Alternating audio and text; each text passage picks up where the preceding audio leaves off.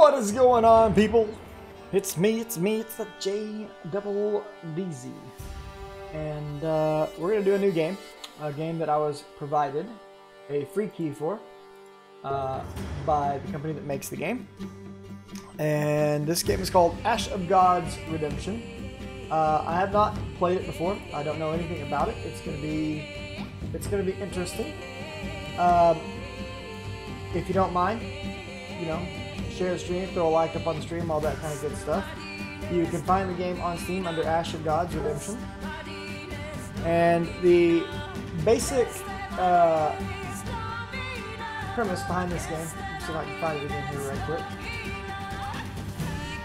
is that this is a... Let me turn this audio down for just a minute. There we go.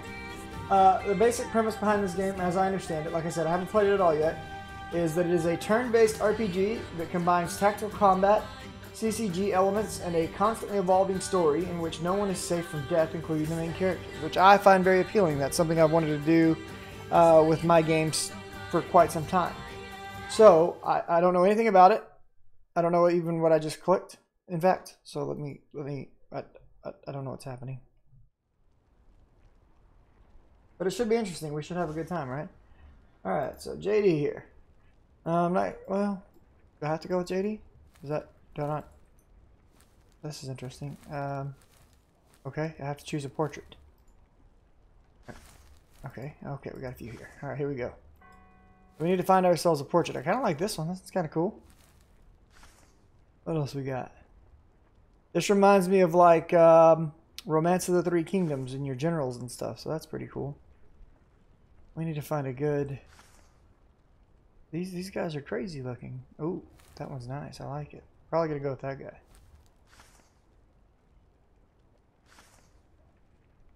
Dun, dun, dun, dun, dun, dun, dun. I like the art style of the faces so far, at least. That's pretty cool. There's a lot of them on here that we can choose from.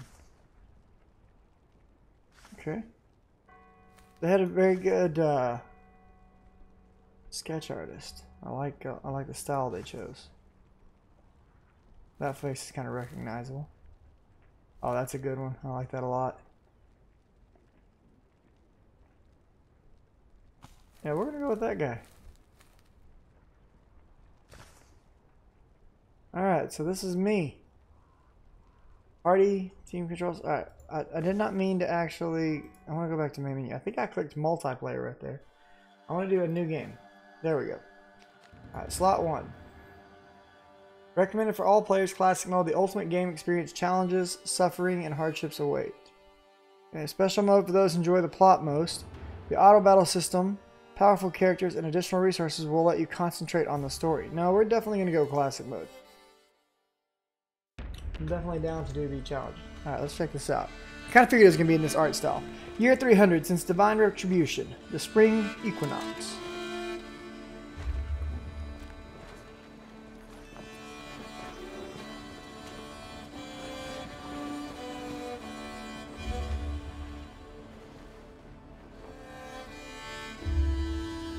My chat has messed up again. Let me see if I can fix this.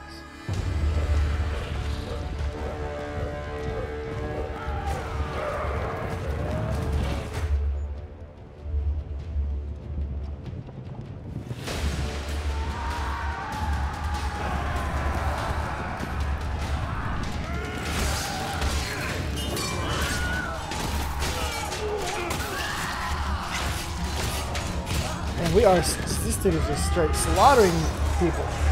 He is bringing the pain.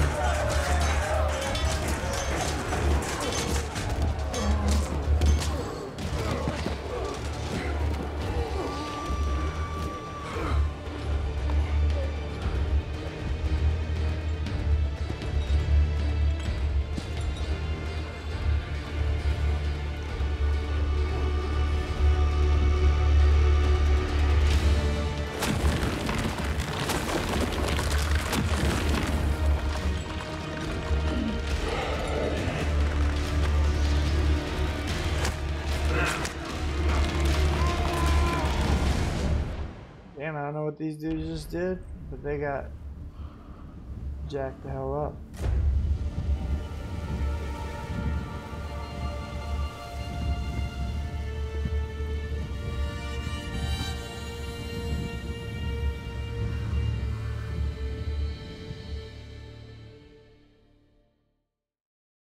Unsolved mysteries are like an unquenched thirst, premonitions of trouble to spur you to keep going.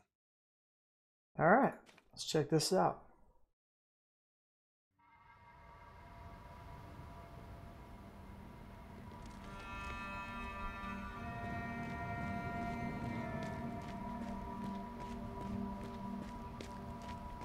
"1,002 years since divine retribution, the end of winter, the Veil of Mercy, foothills of the Milky Mountains." By the way, guys, if you're not subbed on YouTube, sub up. If you're not following me on Twitch, follow. Hang out with me, talk to me. 700 years ago, you and the other Kuros took to the field of the drowsy deep to prevent a great calamity, the reaping. Your self-sacrifice should have destroyed all reapers, once and for all, 9 years ago. You began feeling a growing sense of unease and decided to roam Terminum to find the reason. A month ago, you met a temple guard in the town of Gordon. There was something peculiar about him. Feeling a long-forgotten sense of dread, you realized it was an Umbra Reaper in disguise. He noticed you too, but chose not to pursue. He merely winked at you, bowing in jest. The return of the Umbra forewarns of the impending reaping, so you head to the Milky Mountains to find the local Cirrus. You hope to learn the time and place of the coming reaping and prevent it. When you'd stepped onto the narrow path, you'd noticed several sets of footprints. At the time, you thought that the other people seeking the Cirrus Zabais must have anticipated you. But no, they're just robbers, looking for an easy target. Having problems reading today, boys and girls. Alright, time to act. Blue tiles indicate where your character can move during the current turn. Okay. Orange tiles indicate extra moving distance. Your character must spend some energy to move there. Nice. Alright. Select the skill Quick Strike. Okay. Selecting Quick Strike. Enemies standing on pulsating tiles are within reach and can be attacked using a chosen skill. To select a target, click on the tile it's occupying. Okay. Most attacks allow you to damage either the enemy's health or their energy. Select health damage. Your character will close in on the enemy and attack them. Josh, when he sees this, he's going to flip his shit. This is exactly like a game we were designing not too long ago. Alright, we're going to go for health damage here.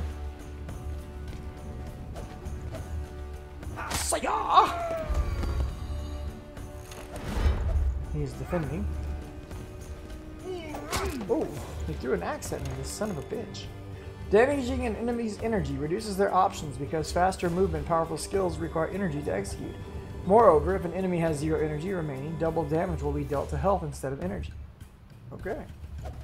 This enemy has a lot of health, but only 5 points of energy. It makes sense to strip him of his remaining energy so you can deal double damage to health. Click on the enemy with the right mouse button to see a list of skills you can use against them. Okay. Quick Strike. Energy. Huzzah!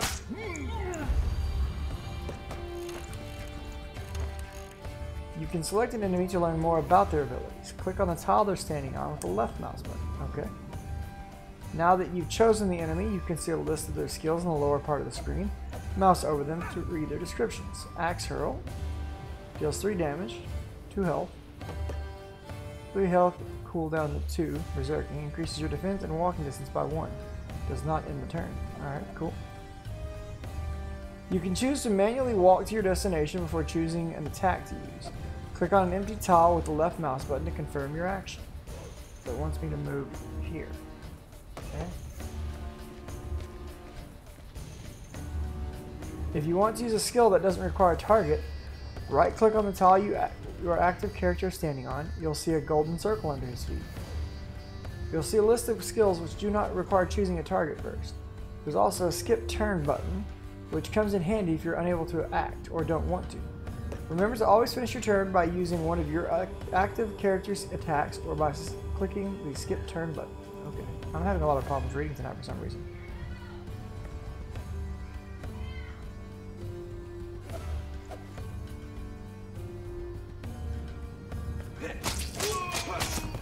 Oh, dude, we just jacked this kid up.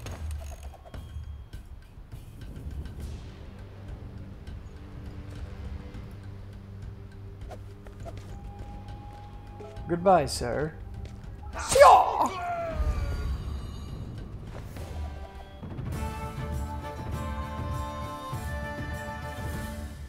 Victory is ours. You are about to knock on the hut's door when it's suddenly flung open. A woman appears on the doorstep. Your heart leaps from your chest. She's the one you'd left behind when you went to fight in the Battle of the Drowsy Deep. She's the one you loved. Amma. In a detached manner, Lance, what took you so long? It's been 702 years. You managed to survive. When 12 of our brethren perished. Did you go into hiding? Please call me Hopper. I'm already used to my new name. I was called Blance when we were together. I wasn't hiding in that battle, you know. I was wounded. Pierced by arrows. That's why I didn't complete my task. Yes, I've heard the legend of the 12 brave ones who cast an enchantment on themselves and turned into stone. They achieved their goal. Now their land is free from the plague and the reaping. The price is too high, though, if you ask me. Why did you come looking for me again? I wasn't searching for you, but the local Cirrus. There are signs. Bestias are leaving the forest of Datura. The Vandal witch has been sighted on the woodland trails. I stumbled upon Atruc and Gordon. Myself. They have returned. Another reaping is nigh, perhaps.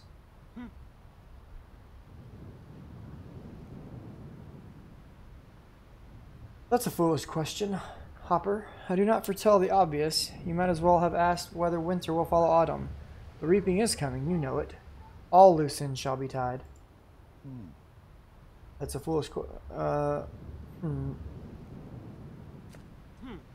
One day the final reaping will come. The question is if there will be anything left in this world afterwards. Why would you care, though? Aren't you immortal? I am the same as you, Amma. Even if we were both Umbra, we have long embraced the human way of life, and I care about Terminus's fate. Terminum's fate. Can I send a friend request to Dennis Daly? No. We'll talk about it in a little while. Okay. Tomorrow. She told me to ask you. I don't know who... We'll have to talk about it in a little while. I'm in the middle of streaming right now. We are no more than specks of dust to the reaping. This time we don't have the 12 comrades willing to sacrifice themselves. Among those still alive, some will succumb and become reapers themselves. Do you really want to get involved? I need to stop the reapings. It's my fault they're happening again. You need to get off your pedestal. We are maggots, the lowliest servants, lucky enough to be seated at the dining table. Are you looking for the forsaken gods of this land? I have a book that describes the life of one. Here, take a look. I had a good laugh reading this nonsense. Thank you for the book. I've been searching high and low for similar records. But still, when and where will the reaping begin? I need to be there. That's where I'm needed. I know it. The souls of the dead have tortured me with guilt for 700 years. Help me. Give me the knife you keep in your bag, the kind our brethren sacrificed themselves with. Give it to me and you'll get your answer. Pity. I'd really hoped to use it. I doubt anything else can kill a reaper. Well, here you go. But why do you want it? The reaping shall occur on the day of the vernal equinox, both in the north and the south, in the towns of Woden and Albius. I wouldn't waste time if I were you. Sadly, I don't have time to reach the north. Farewell. I hope our paths cross again, though you still haven't told me why you need the knife. I saw you kill me with this very knife, Hopper, so I hope our paths never cross again. Farewell. What does one need to meet old age in peace? Only to avoid a major disaster.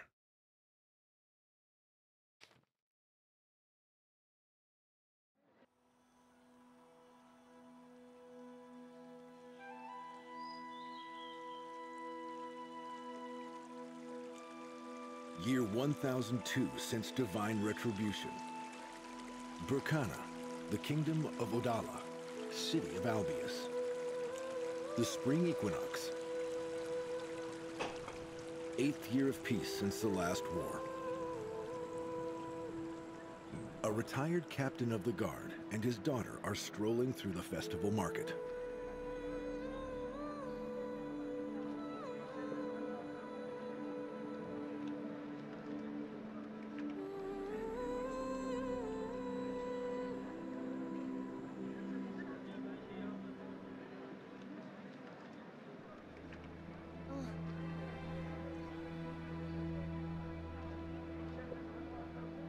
Gleda Britton. This is most bizarre. A woman in strange clothes is walking away from the town hall. Her beauty should be turning heads, but I seem to be the only one noticing her. Gleda, are you daydreaming again? You nudge your daughter as you see the Baron Trouble, the burgomaster of the town, approach you. Good day, Thorn. How are you, Gleda? I take it there's a reason you have been combing the market since dawn, looking for a gift for Leaky. Good day, Thorn. How are you? Okay, yeah.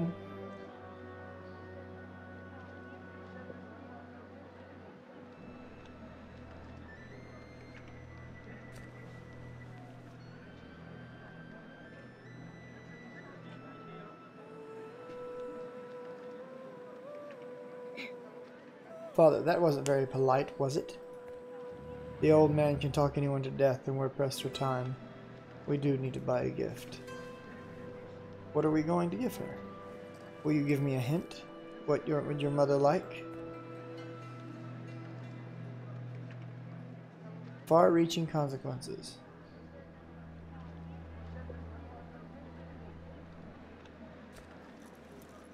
They say there's trouble on the borders, so your brother's really busy. I hope at least he finds time to send his mother a letter. I hope so too. He would have known what to give her on her birthday. I'm sure you can manage on your own.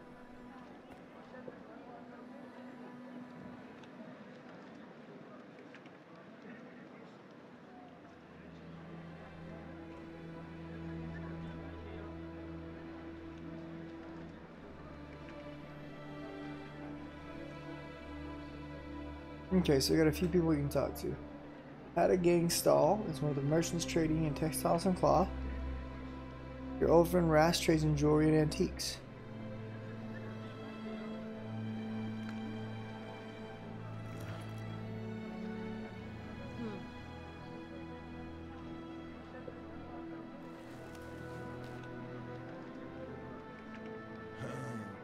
I do not believe in magic. The gods, it seems, do not even help their own servants. Do you remember what their temple is called? The Temple of Divine Retribution. It would be silly to expect any help from them. I wish we knew why they had to exact this retribution on your mother. Then we should content ourselves with what the marketplace has to offer, and I shall win tomorrow's fencing tournament in her honor. Do you really think she will take pleasure in watching her daughter hurl herself at another's blade, even if it is a practice sword?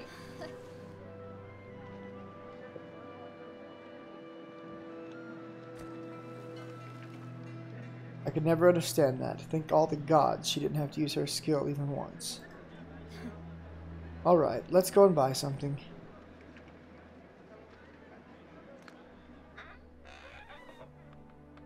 Did Dad find out what I really want, where I really want to go during my lunchtime strolls? There's nothing criminal in it, but I'd rather nobody knew of my manuscript hunting. I said I went to the pastry shop, which wasn't exactly true. I just hope Rast doesn't give me away. Gleda, this is Rask, an old friend and expert in all kinds of curiosities. We've known each other since Oda. Hello, Rask. It's been a while. It's been 3 years, my dear Thorn. We've run into each other now and then, but ever since you arrived in town, freshly retired, and bought a silver necklace with a garnet, you forgot all about my shop. Are you here to pick a new gift for Leaky?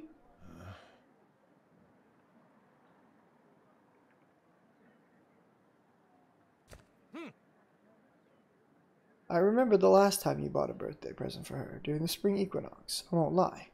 I'd have been happy if you had bought jewelry from me every year since. My wife hasn't been interested in jewels for these past few years. However, the garnet necklace is her favorite, and she has been feeling better in recent months. Is it true that garnets aid a weak heart? If I'm not mistaken, garnets possess no magical properties, but some other stones do. Potions cannot heal an aching heart, but family love can preserve it. I've heard that there is a particularly skilled healer in Ursus. Unda's her name, but even she cannot perform miracles.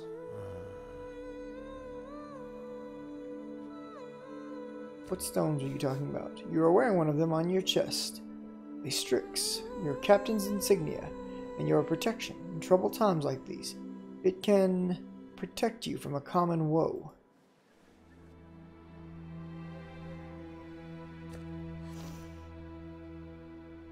A common woe, that is how ancient texts describe the reaping. A plague that takes countless lives. I see you enjoy pursuing ancient manuscripts. Get off it, old friend. Use something other than an old wives' tale to sell your goods. And Glita, it's about time you grew out of such childish stories. What, Mason?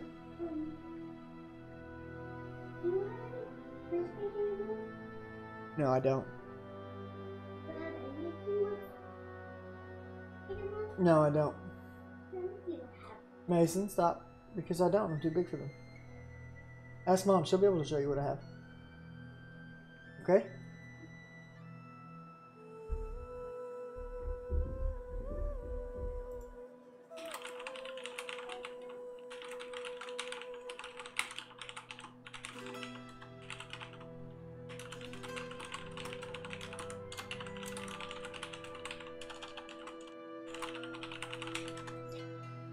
If you doubt the magical properties of Strix, remove your captain's insignia. Just don't put it away. It might come in handy.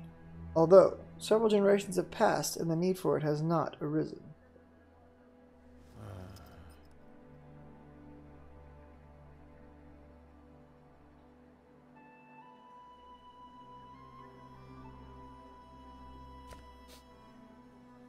I don't offer anything to anybody without a particular reason.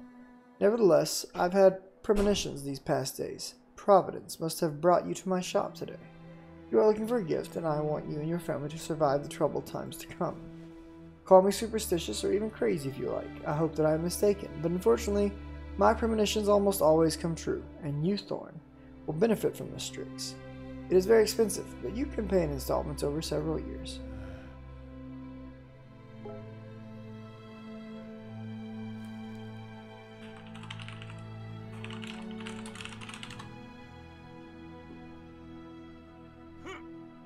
If this large Strix reduces in size, the platinum base will squeeze its paws to hold it tightly. Consider it magic if you like.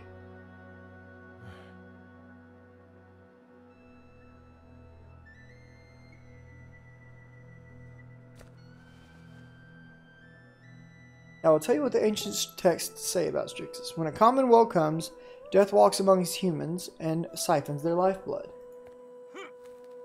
Yet death finds a Strix sweeter than human life and drains it first. Until the Strix has been completely sucked dry, its wearer has a chance to survive. It gives hope. You can buy hope then, so what's the price? Such rare items do not come cheap. The price for this stone is 100,000 gold coins. Even if you let me pay in installments for 10 years, I still cannot afford this. If you only knew how quickly decades go by. I mean, at my age, you can think in decades. In our case, every hour counts. Do you have any gift ideas? I would consider the Strix. Here's what we'll do. Take the stone, no deposit, no acknowledgement of debt, and I'll take your word, Thorn, for if you lie, I will lose faith in kind people. If you or your family find no use for it in the next year, you'll return it. Agreed?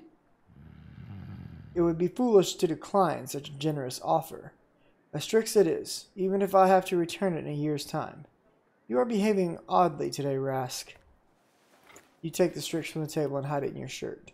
When you look up, Rask is staring at the ceiling, his face pale. At first you are confused, but then you two hear the bell ringing in the town hall. This doesn't sound like our bell ringer. Could it be that Trouble has finally sacked his bell ringer and hired someone sober? And you, Rask, doesn't the bell annoy you, ringing 4 times a day?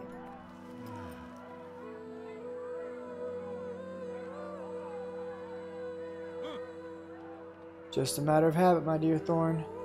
Time gets you used to much stranger things. You do not realize how wisely you've chosen your gift. Silver could come in handy, of course, but a Strix will most certainly aid you. And if it does, how many years will I be paying for it? 5? 10?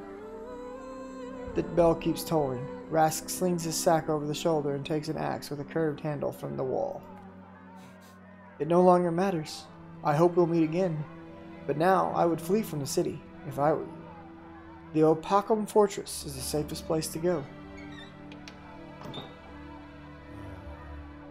Wait, it looks like Rask has lost his mind. We should leave.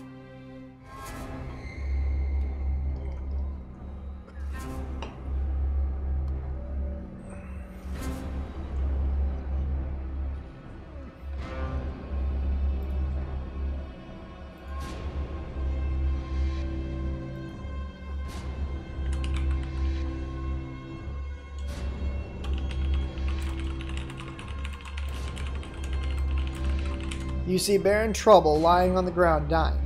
Blood gushes from his mouth, nose, ears, and eyes. You feel a pain of conscience.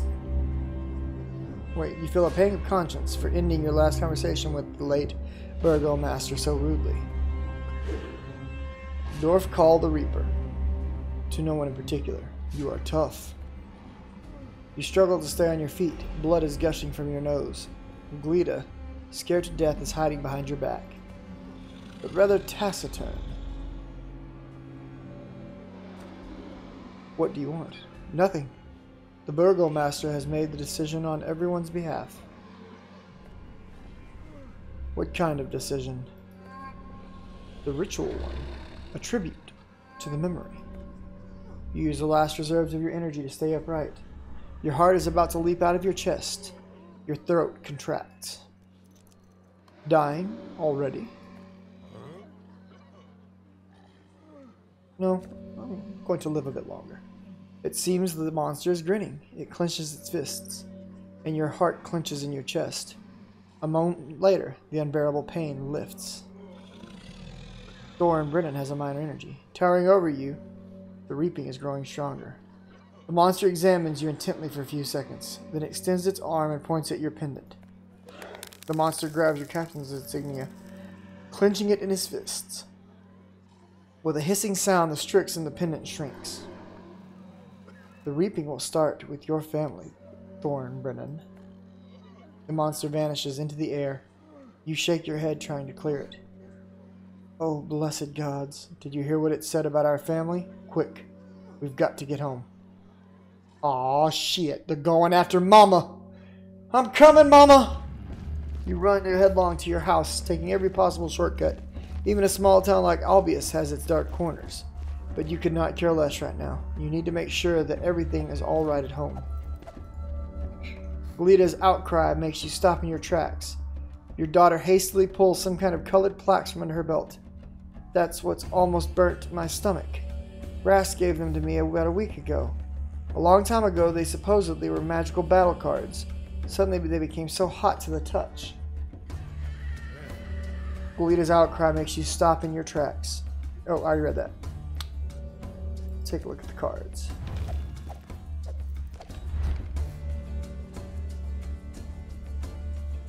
The magical plaques almost burn your fingers, but they also fit perfectly in your palm. You feel almost as if you could wave your hand and channel magic into any enemy.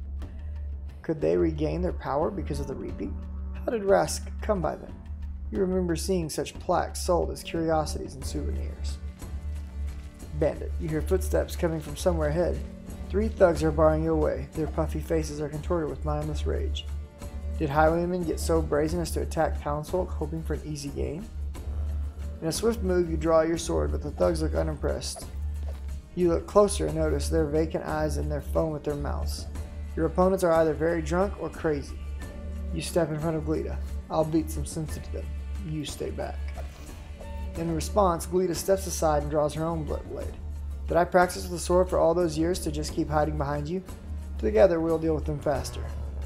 What your daughter's really asking for is some stern parenting, but the thugs attack you with a feral roar. You can only hope your daughter has taken your lessons to heart.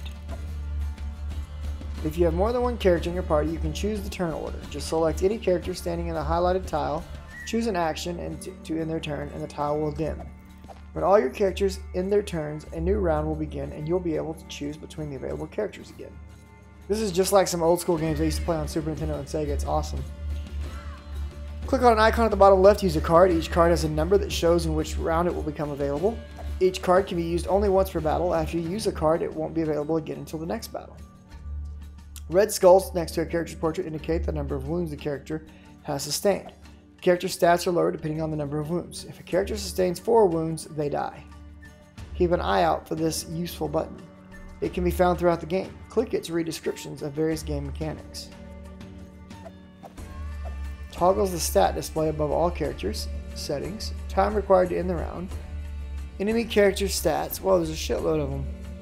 Enemy battle cards. They have 1. The number indicates in the circle the number inside the circle shows the current round. This affects the type of cards an enemy can use. Okay, that's not the number of cards. They don't have 1. Cooldown shows how many rounds must pass before you can use the skill again. Here you can see the icons representing the chosen character's skills and the hotkeys right below the icons. Alright. Your battle cards. The number inside the circle indicates, yep, we know. Your character stats. I have a bunch of characters too. What the hell? Here you can see all the characters' passive skills. Click to see the descriptions and the character name. Okay. Oh, okay, that was just showing me how many characters there can be. Alright, nice. I like that better. Alright, so if I click her.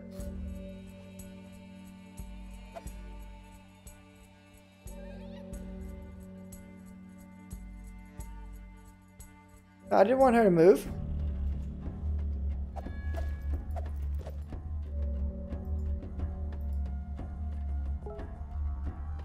Oh, I'm positioning right now. Okay, okay. I want her over here. I want this dude like there. That's good. I like that.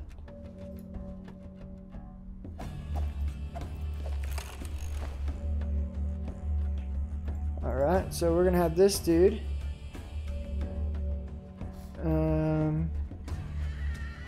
Attack this back dude with a sweeping blow.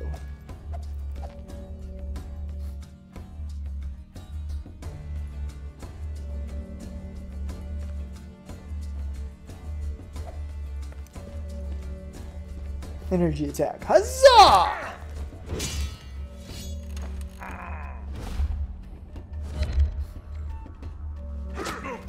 Ow. Yeah, bitch.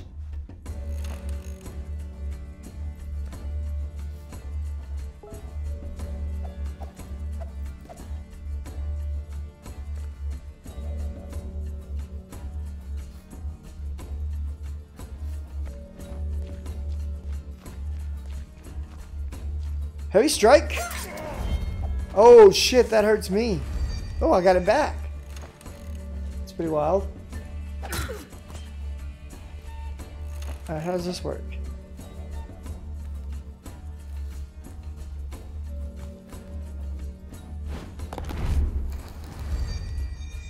It's like the cards of Ogre Battle.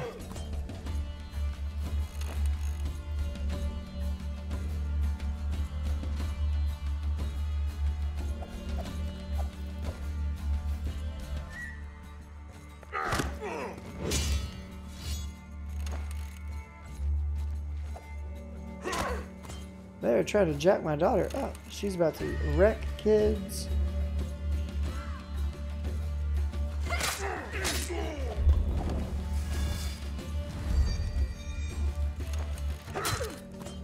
Alright, run away, little girl. Run away.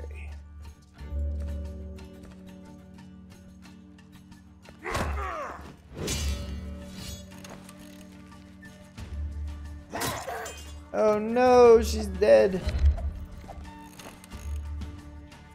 We've lost our daughter.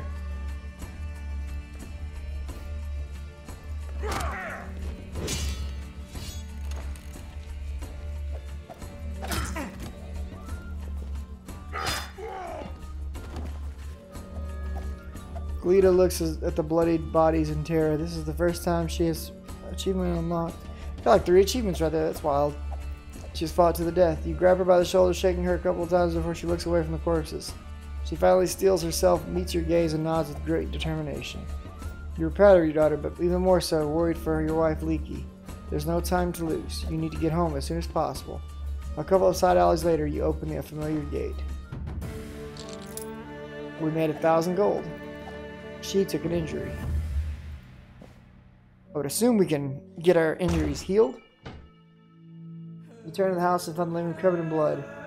Old Tenor, your housekeeper, stands at the door trembling all over. His daughter Kina, your maid, lies motionless on the floor. Just beside her is your wife Leaky. You run in the house and find the living room covered in blood. Oh, I already saw this. Glitta is trying to say something but cannot speak through the suffocating sobs. You use all your willpower to retain composure, even managing to say something while your nails cut deeply into your palms. The veins in your fists are about to burst, and your teeth are about to shatter from grinding. Glitta is stroking her mother's hair, whispering something into her ear. You briefly consider ending your own life, but your daughter needs protection. She resembles your wife so strongly. You slowly turn to the servant. He is saying something. Such a calamity has befallen us. Oh, such grief. First both Leaky and Kiana screamed in pain. Then my daughter seemed to lose her mind. She went at Mistress Leaky with a knife. Mistress defended herself, but then...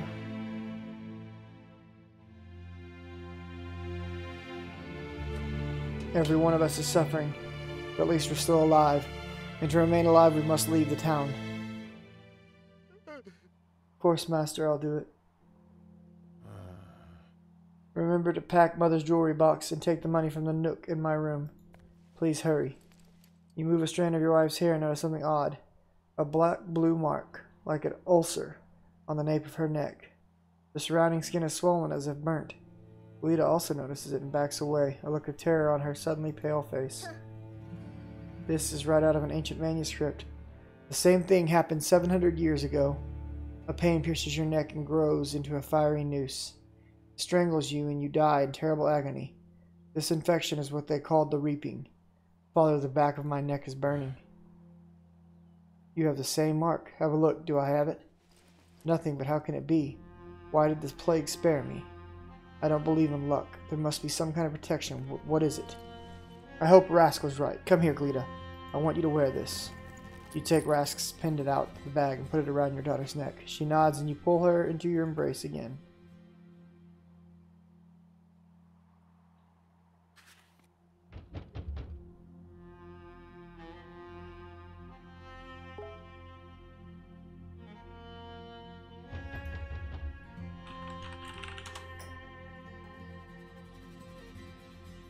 You exit out the front yard and take a look around. No, you shouldn't bury Leaky here. It'd be better to do it back in the back. Glita follows you. Take Tenor and bring the bodies here. You tell her. Try to be quick. Our time is short. Just wrap them in something, alright? When you are done digging, your hands are shaking, but not with tiredness. Tenor buries his face in his hands. Glita is a shadow of her former self. You realize that if you stop and stand still, pain will drown you. You get out of the freshly dug grave and pick up your Leaky's body. You lay out Kina's body beside her mistress. They used to play together as kids. You take up the shovel. Glita is still petrified. Tenor mumbles one of the temple anthems. You wonder what he is asking the gods to do for his daughter. Aren't his woes all the same to her now? You throw the last handful of earth onto the grave and toss your shovel aside. You feel as if you are on the edge of a cliff. Your wife is no more. Her body is not your warm embrace, but in the cold clutches of death. For some reason, you're still alive. Lita walks up and hugs you, pulling you back from the precipice, just like when you met the Reaper.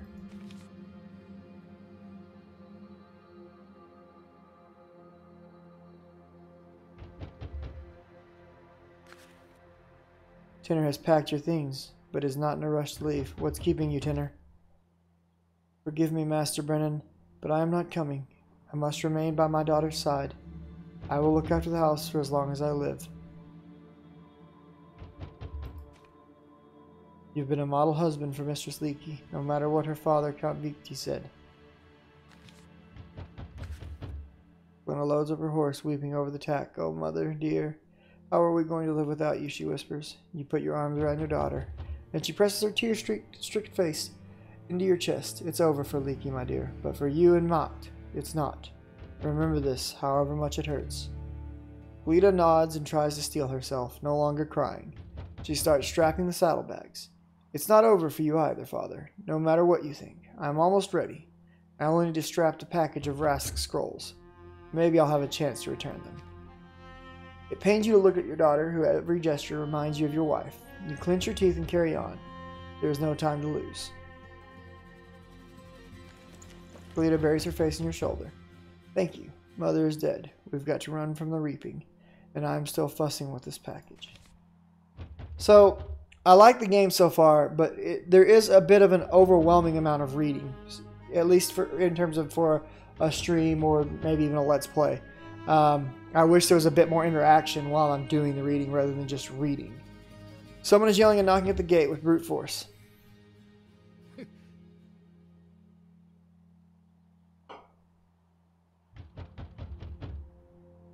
It's Captain Krieger. He's got Fisk, the guard from the northern gate, as well as 4 lads from his regiment with him. What do we do?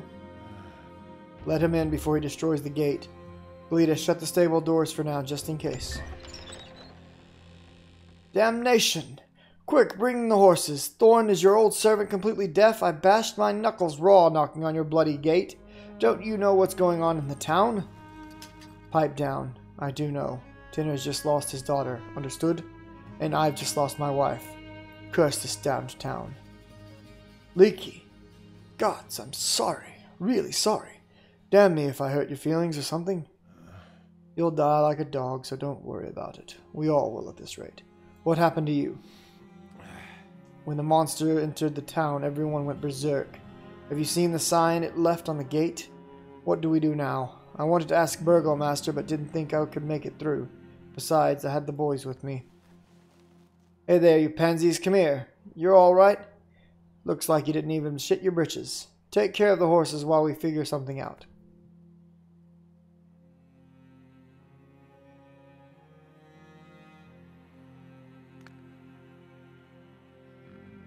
Brett, lounging about. Just coming to my senses, thinking what to do. It came after me. You'll see. It knows where I'm hiding and it will find me again. It came after all of us, knucklehead. Do you think you're special or something?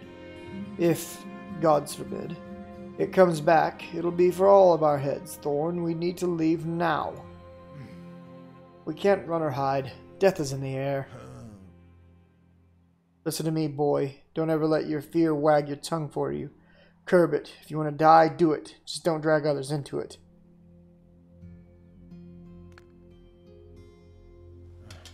Hey, Sop. Quit trailing. Hoed like a puppy. Go tighten the straps on your horse. Oh, you remembered me. Get this nanny away from me. At this rate, he'll soon be holding my member while I take a leak. Let him look after Glida. Why not? But, Hode, aren't we buddies? Don't you see what's happening in Albius? Don't drag Glida into this. I worry about you. Go on, right out of here. I need you like I need a hole in the head. If you want to look after me, do it from far away. That's what distress does to men. You look as stiff as a dick in a bathhouse, Sop.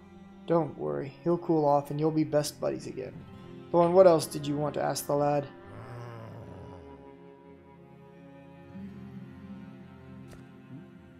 Well, I mean, it's a really nice sturdy gate. We could just stay here and wait for this mess to clear up. Let's not ford Shit Creek. We're already knee-high in it, Sop. Who do you think this gate's going to stop? That monster? Or maybe the plague? What's next? Crawling under a blanket? Will it help? I want to do the right thing. What if those madmen come to their senses? Then it's all hunky-dory. Will it help? Oh, I already read that.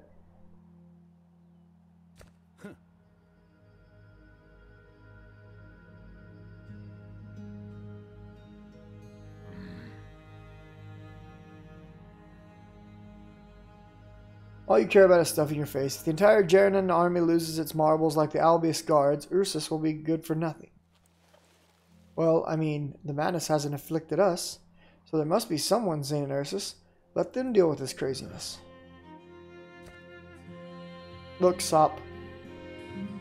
Look at Sop rambling. Usually he is too busy chewing. He probably thought we'd be hiding in a tavern. If you could hide from this horror in a tavern, I would be there already. Krieger, do something. We didn't join Thorn Brennan's company by accident, did we? I mean no disrespect, Captain.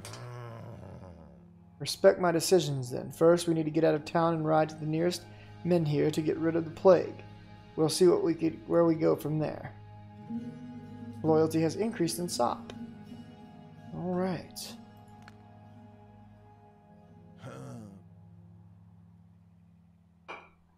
Forget about trouble, Krieger. The burgomaster is dead. We're sailing up Shit Creek. What do we do now? Wash the shit stains and run. What is the sign on the gate? How should I know? I was standing guard by the northern gate with Fisk. May the gods punish him with sobriety. Suddenly a monster appeared. I heard of this creature. Temple records refer to them as the Reapers, for they come during the reaping. They don't always look like monsters. Sometimes they appear almost human. They call themselves the Umbra, but there's only a passing mention of them in the chronicles. I haven't the foggiest idea what that was, and frankly, I don't give a crap. I just know what I saw. It was so scary, you'd shit your britches. Many did, in fact. All of them fell to the ground, at least. The monster drew some kind of mark on the gate and let out a screech. The Reaper said that the gate was sealed, and that everyone should prepare to die. It said so in the temple tongue, and then in Frisian. Will you shut up, wise arse? You've been going on and on. What are you planning to do? Talk your foes to death on the battlefield, you snotty brat? Have I ever given anyone a reason to call me a coward?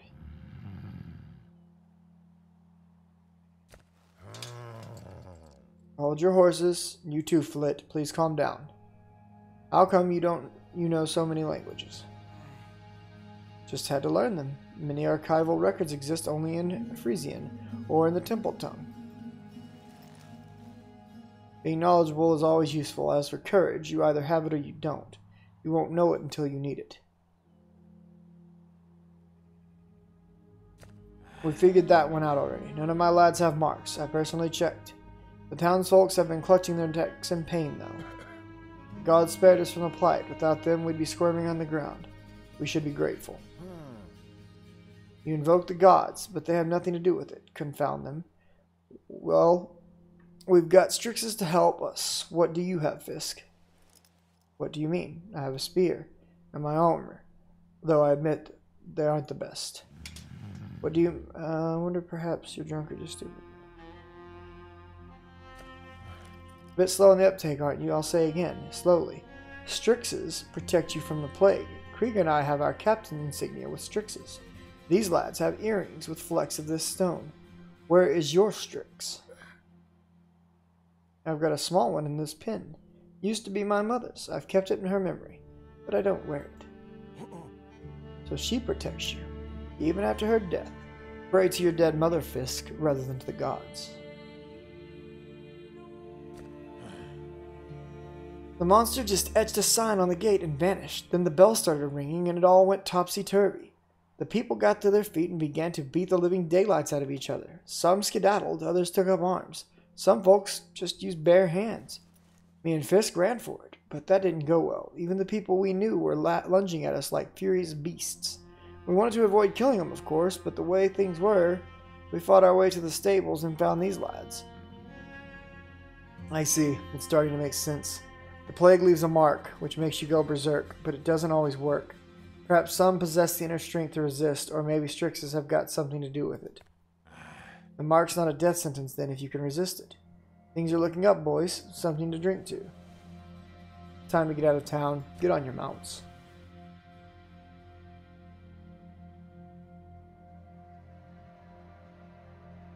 Damn, I almost forgot the people didn't go mad immediately. After the monster left, its sign on the gate. First, a merchant rode through the square in a flying gallop. It's a miracle he didn't trample anyone.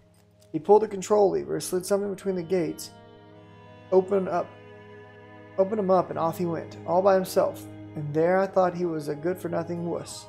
Surely you know him. Short beard, always smiling. Shot me at the town hall. A good drinking buddy, if you ask me. Rask?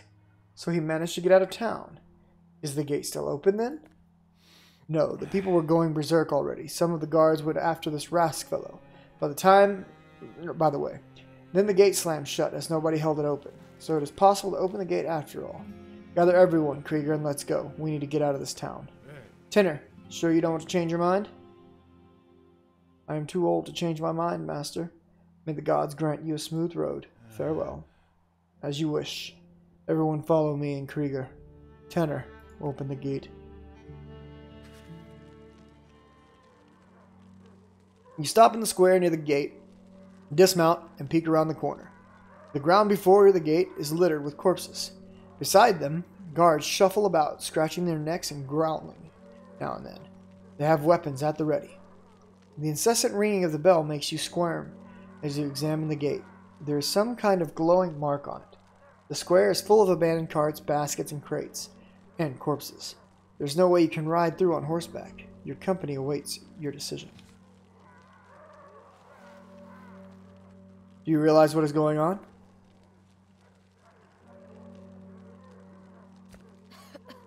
Could it be that they serve the Reaper now and are bound by his will?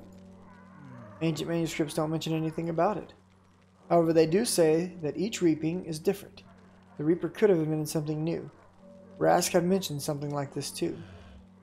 However, okay, blah blah blah. You discuss the reaping with Rask? Sometimes. You don't know history if you don't know the reapings. They direct its course, even if they only happen twice. Who knew it would come back? In the absence of other explanations, we'll have to go with this one. Why did the monster seal the gate? Those Reapers are like children, very cruel children, pitting people against each other just to see what's going to happen. Like playthings. It's what Father said. Is your father a temple servant by any chance? A royal scribe. But I didn't want to be a scribe. I wanted to become a warrior. So I ran away from the capital. Consider your wish fulfilled. I'd hoped it had lost its glamour. It will soon in any case. Shall we try to break through? What do you mean, break through? Are you out of your freaking mind, Thorn? I know those lads, every single one of them. See that redhead? You know him too. He was but a young lad when he came to me. What, 15 years ago? He wanted to become a guard, and he did.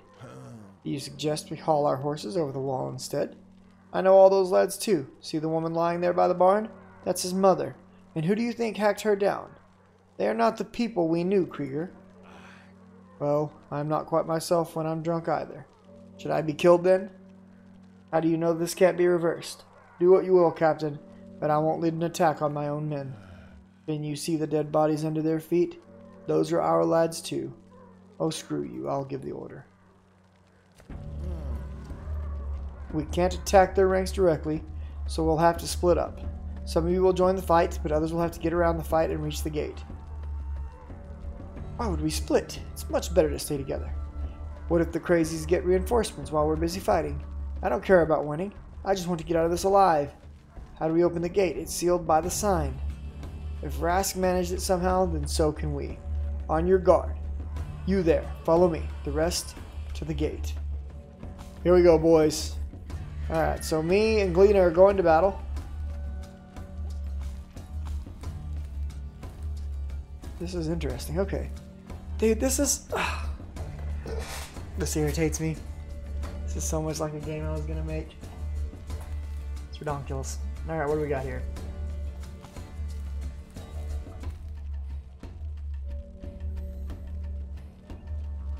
Alright, I'm going to take Sop.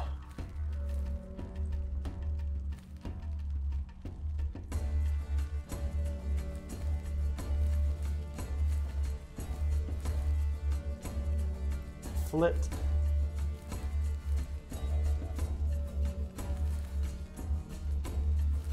Brett.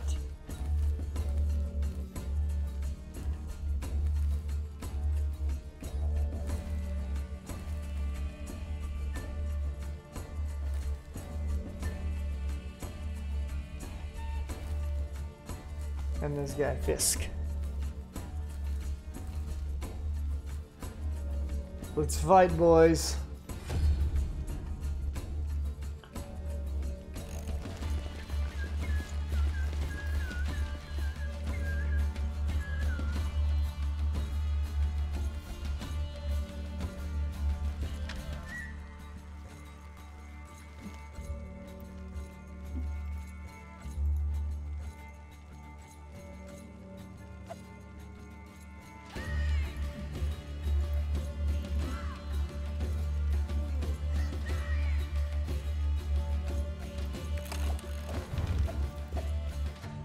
We've got 5 cards in our deck. Alright, we're going to use an archer. We got shot, dead shot, exhausting shot. We're going to do a dead shot with this guy.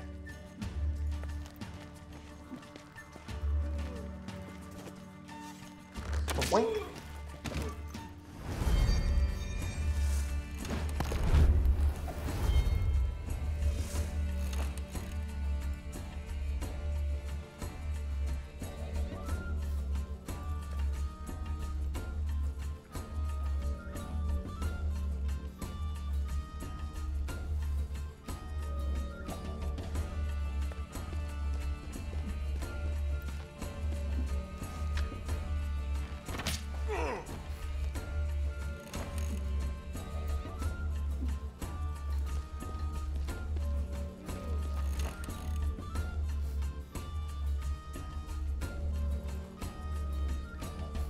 What do we got here? Defense.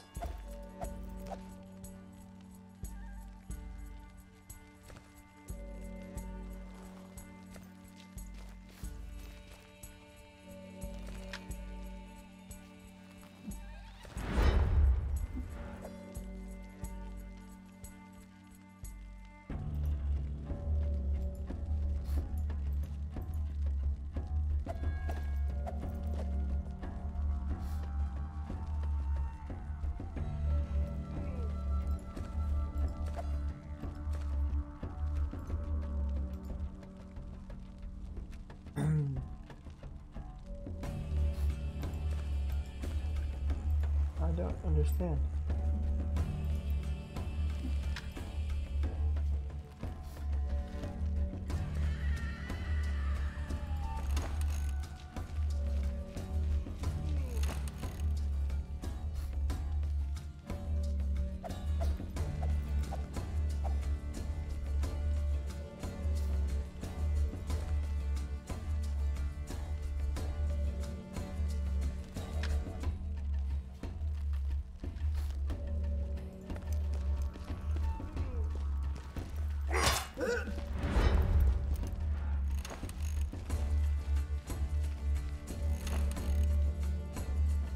Alright. So I'm gonna do a shot. This guy. Oh, it's this guy. It's this guy's turn. Onslaught. Okay.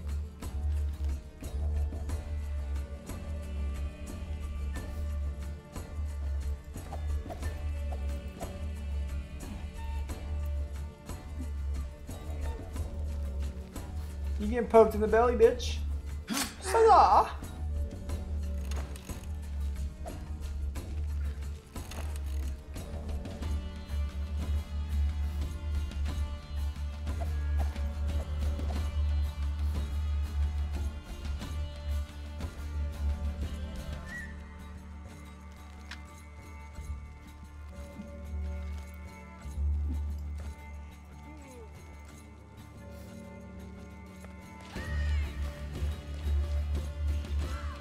Butcher him, baby.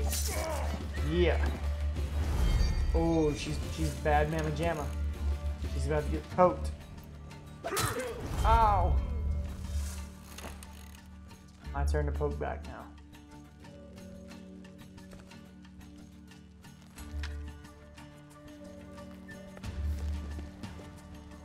And doink.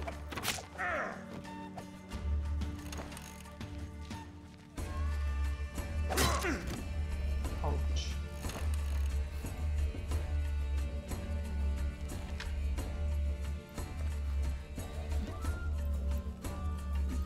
Hello, biggest boy.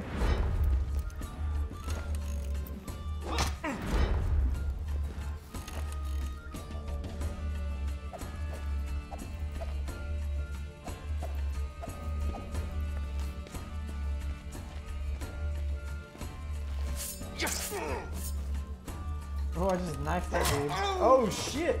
He fucked him up bad. He was not messing around.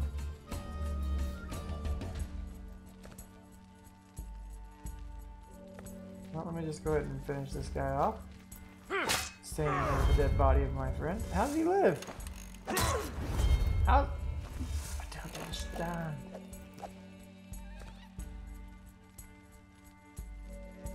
Goodbye.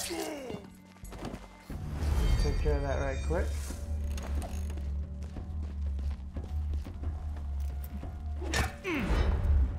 Sop. Protect your lord and master.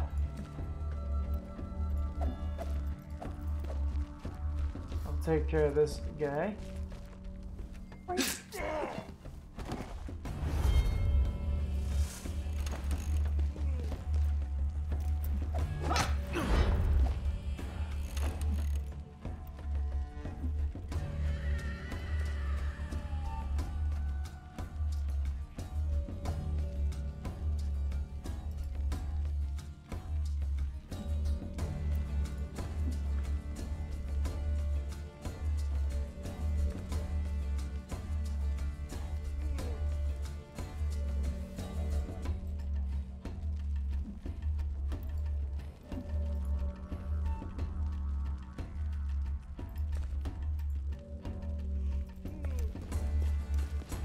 Huzzah!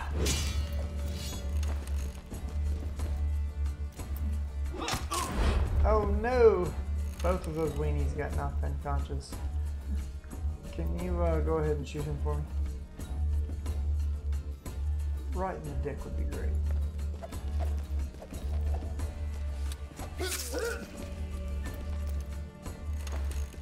It's kind of odd. The enemy gets to go every turn regardless of when they last went. That seems a trifle bit unfair. Alright, you kill him right quick. Be my daughter.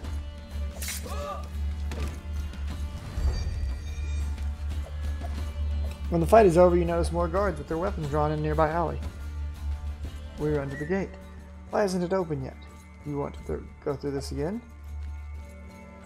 Krieger ricks the sealed gate in fury. Shit, bloody Rask did it somehow. Think quickly, what could we use? Rask swiped something along the slit between the gates. Do you recall what he said? Silver could come in handy. We have Mom's necklace in one of the bags. You pull a piece of silver jewelry out of the bag and toss it to Krieger.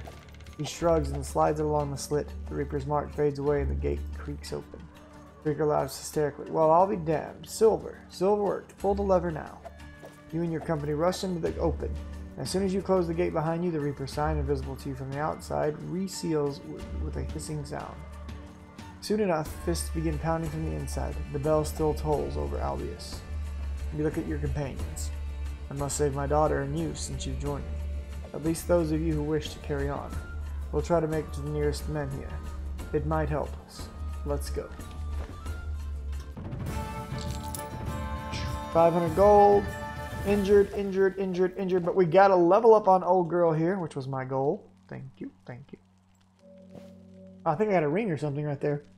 So it's a pretty cool game. It's definitely, I don't know if this is something I would want to stream regularly, or I could see doing a let's play on it maybe, but a lot of reading so far. You look at the road, leading west. There are hoof prints and even dry drops of blood in the dust. You conclude. It looks like Rask's pursuers went that way. Krieger, do you think we should try and catch up with him?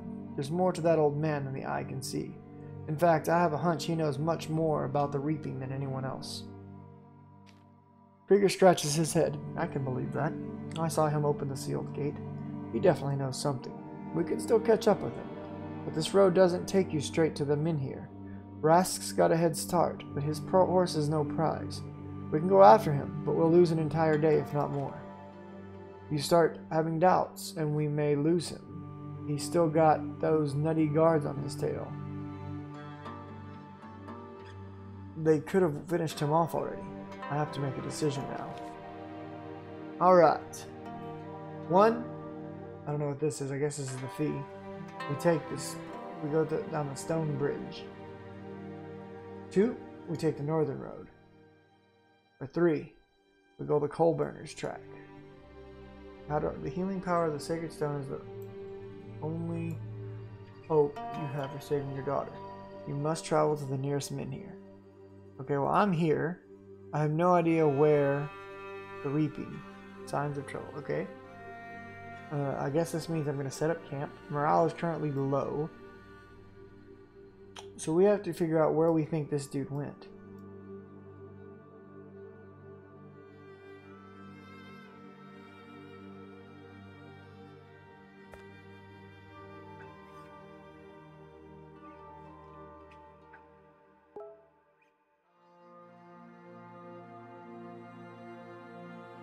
Okay, so the number of Strixes that will be consumed.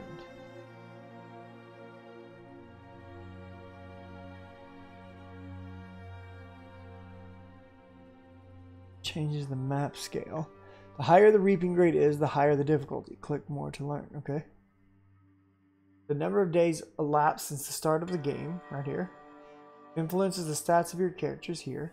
The characters will begin dying when their reserves dry up. We have 152 Strixes right now. Gold can be used to buy useful things, maps, Strixes from merchants. Make camp and let your characters heal their wounds. Okay, alright, cool. Got him, coach, got him.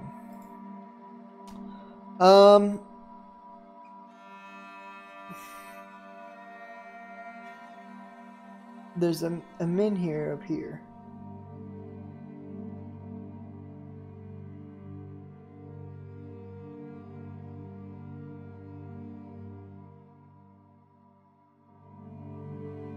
Alright, who's watching the stream right now? What do you guys think? Should we go down the Stone Bridge, the Northern Road, or the Coal Burners tracks? You guys help me out. I'm leaning towards...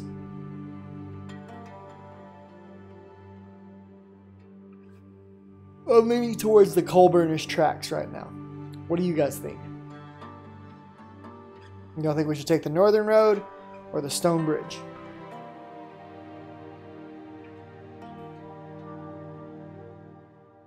Zach says he thinks we should take the Coal Burners track towards the Kingdom of Odala. So there we shall go. The track that connects Albius to the Watchtower, recently built near the abandoned Coal Burners village. The coal burning business has moved, but the name stuck. Once well trodden and convenient, this road was abandoned when the bridge became dangerously decrepit. A low stone bridge that carries the wide, solid road over a rapid mountain river. Alright, we're going down the Coal Burners track. I would like to know which direction Duders went that I'm chasing.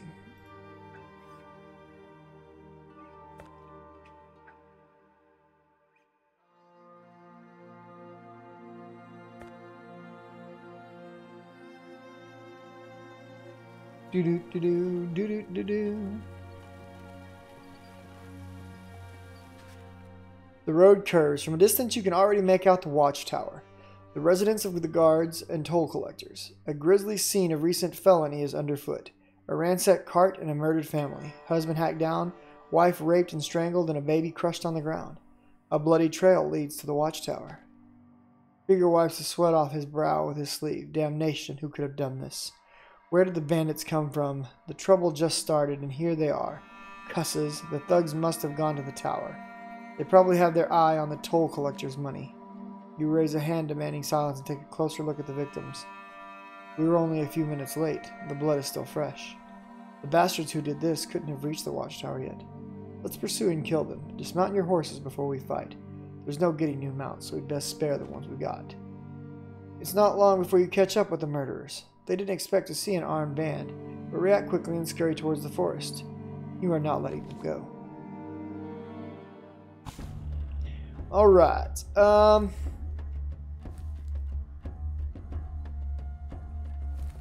Fisk, I'm going to let you set this one out. We're going to bring Krieger along this time. Flit, you got punched in the dick. We're going to bring Hode along this time. We have a golden earring. A plain golden earring normally worn by sailors or smaller merchants. Maybe there's a story behind it. There is no one to tell it. We're going to equip that on me. Give me the energy, my lord. I will use it. Alright, how do I want to organize here? You to the back, you to the back, and you to the back.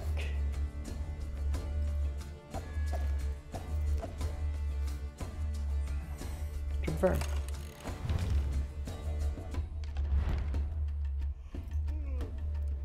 Defense, check. Defense.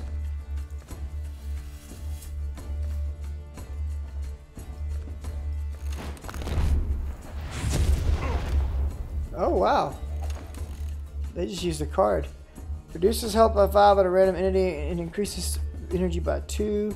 Increases attack to a random party. Spirit armor, cure, increases health. Chokehold, reduces health by 10.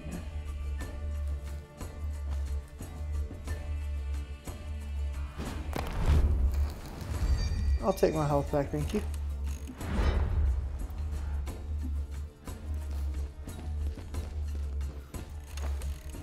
Alright, thanks for stepping forward and being the first volunteer. Gonna be happy to shoot you right in the penis.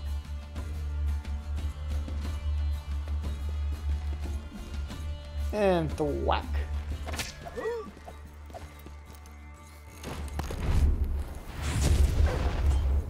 What is up with this magical casting bullshit? Alright, let's do this. 21, 21, 17, 15.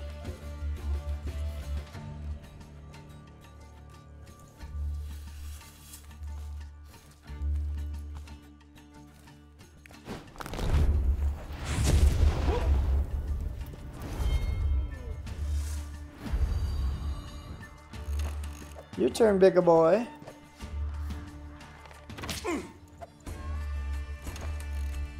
Not such a good attack. I'm gonna be honest with you guys.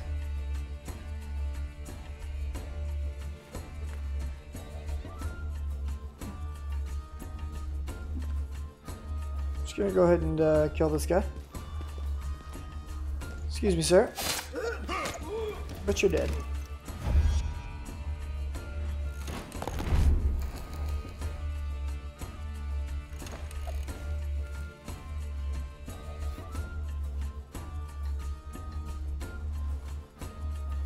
Yeah, I like it. I think it's pretty cool.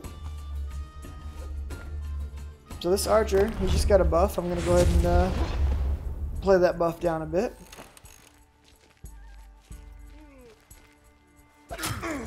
Oh yeah? You have fun with that? Hope you enjoyed it. 15 damage, huh?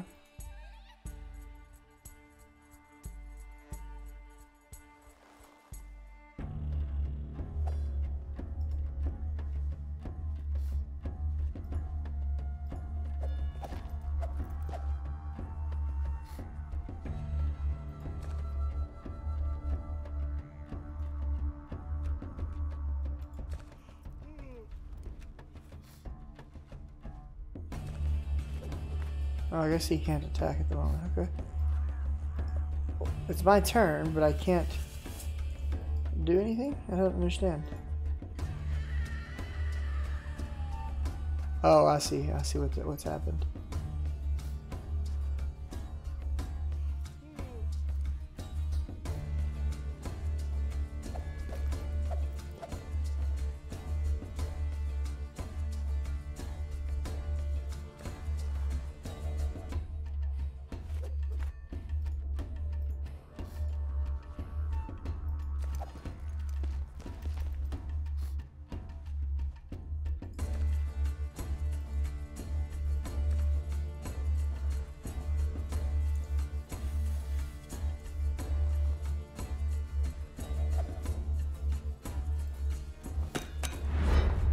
Oh, wow. That's pretty strong. You son of a bitch.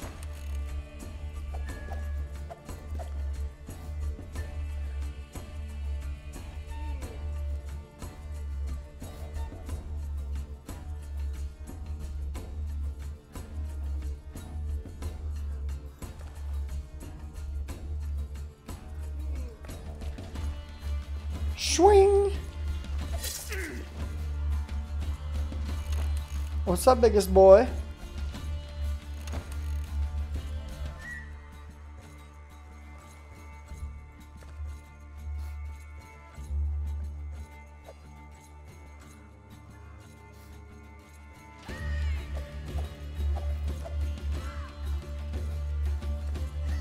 And now you die.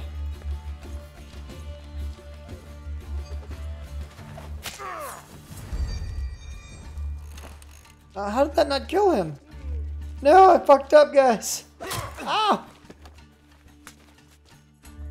Still learning, still learning. I'm making mistakes, but I'm learning. All right. It is time for this young man to die. Goodbye.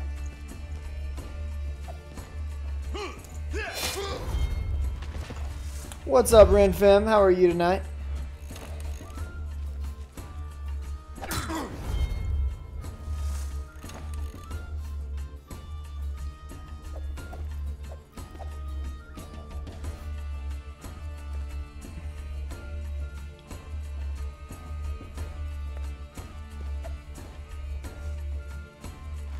Thwack.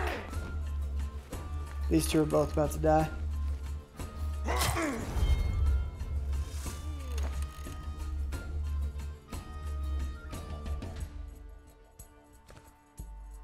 Goodbye to you, sir. I'll take that healing. They're trying to gang up on this dude. They're like, we do not like you. You are going to die. Okay. What does this do? Speed up. Increases running distance. Okay. But does not in turn. All damage receives dealt to energy. Okay.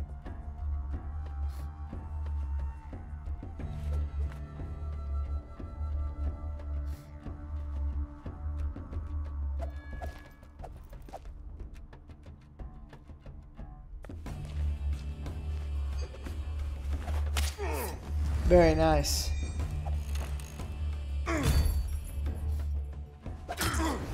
Oh yeah? Is that how it's gonna be? Well, let's see here.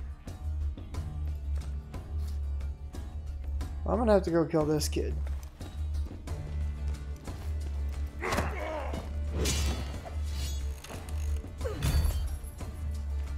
don't know what just happened.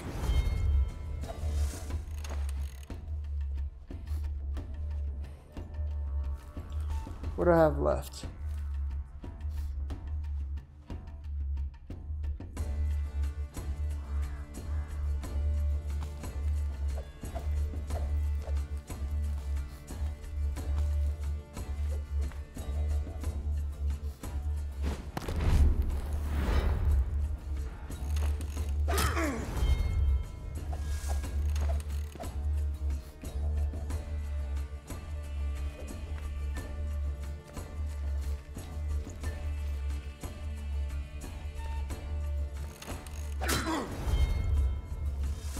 Not doing a whole lot with that 13 defense on him, are you boys?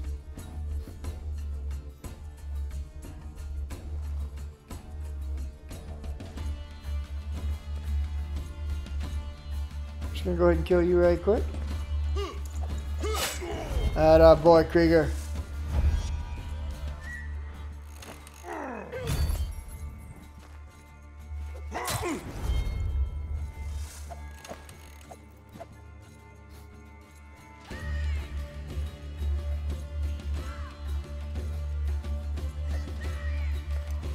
My turn.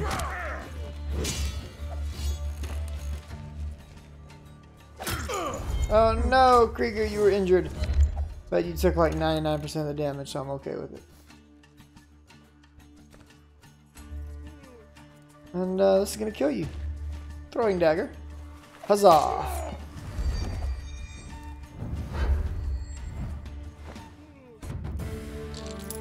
Oh, we got 50 Strixes, 1,000 gold.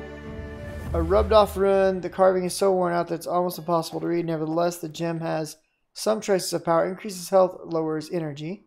We got a level up on Thorn. We got a cure card. You have 4 fragments of this card. Nice. Cool. So this is a pretty cool game. I'd like to probably play this with a control rather than mouse and keyboard. When the fight is over, you glance at the tower. It is not that far. The sounds of battle must have carried well. Yet nobody rushed to your aid. On the other hand, what can a guard or two do against a gang of thugs? Still wondering about that, you tell your companions to ride to the tower. Onward we ride, like the shadows of death.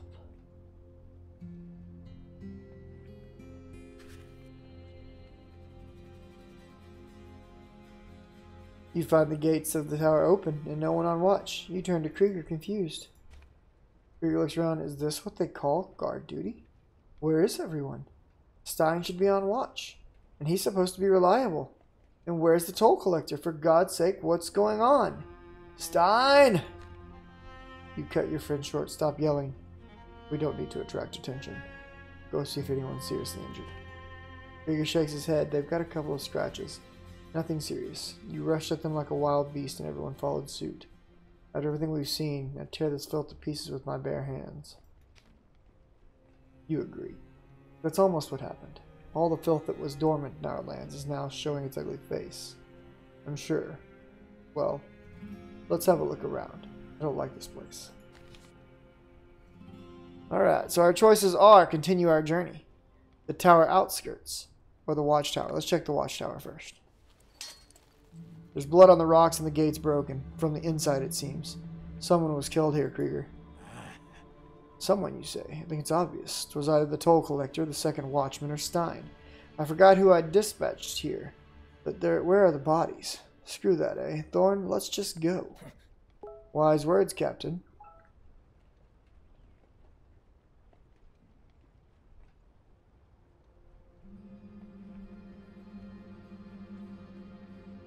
What are we standing around for? Waiting for those madmen to storm out of the city? But where should we run off to? No, we must first get to the bottom of this. I don't want to get into even more shit. We're knee-deep as it is. And what do you think, Fisk? Maybe it isn't the reaping at all. We need to hide. Always works for me, at least. Just like you. Hide your ass during one of your benders, huh? I'm sorry, just like you hide your ass. Yeah, anyways. Where did you get that? Where did that get you? You're a drunken fool, Fisk. If it's the reaping, you can't hide. Doubly true if it isn't. Don't worry. They'll easily find us. Why would they be looking for us? Not like we've done anything wrong. Killed a couple of city folks, but it was just like self-defense. Yeah, try telling that to the city officials. I'd rather control my own fate. Thank you very much. I don't want to crawl into a hole and get burnt to a crisp like some kind of pest. What say you, Krieger? Where to? Well, returning to the city is definitely a bad idea. We barely got away with our lives. I think we need to look for sacred stones. It's not that far, especially on horseback. You think that you're smart. The moment people realize what's going on, they'll all rush to the men here. Let's ride to the stone further away, shall we? Not many people there. It's just a small stockade. At the nearest stone, you'll have too many pilgrims from the neighboring villages and towns. It's too risky. Who knows how long our strixes are going to last. What if we only got a day left or something? Let's get to the nearest men here, by the Dynford village.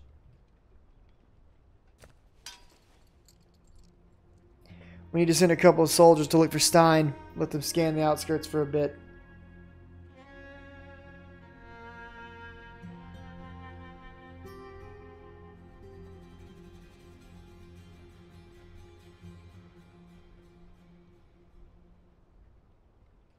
One second, guys.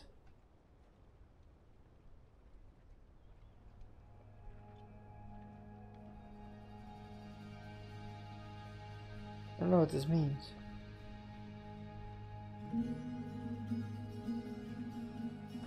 Alright, let's check the outskirts. Hode Brett Flit. You've got some pep. Snoop around. You command. Check by the river. Just be sneaky about it. If we don't find anyone near the tower, we'll ride on. Let me go with Hode, Sop suggests. Who knows what kinds of crazies lurk around the tower. Our boys will need me to fend them off. Soldiers draw their weapons and circle the tower. You notice Sop walking in front, obviously shielding Hode. Did you see that, pal? You ask Krieger. Sop's running around Hode like a little dog, and Hode just turns up his nose. Kind of a strange friendship. Krieger laughs. Agreed. You know the nickname Sop got in the squadron? Clodhopper. He's a kind fellow, very obedient and hard-working. But as soon as Hode's on the horizon, troubles are brewing. You shake your head. Young'uns. Always have to keep an eye on them, until the fighting toughens them up. Are they coming back? That was fast. Isn't Stein with the boys? Let's go talk to him.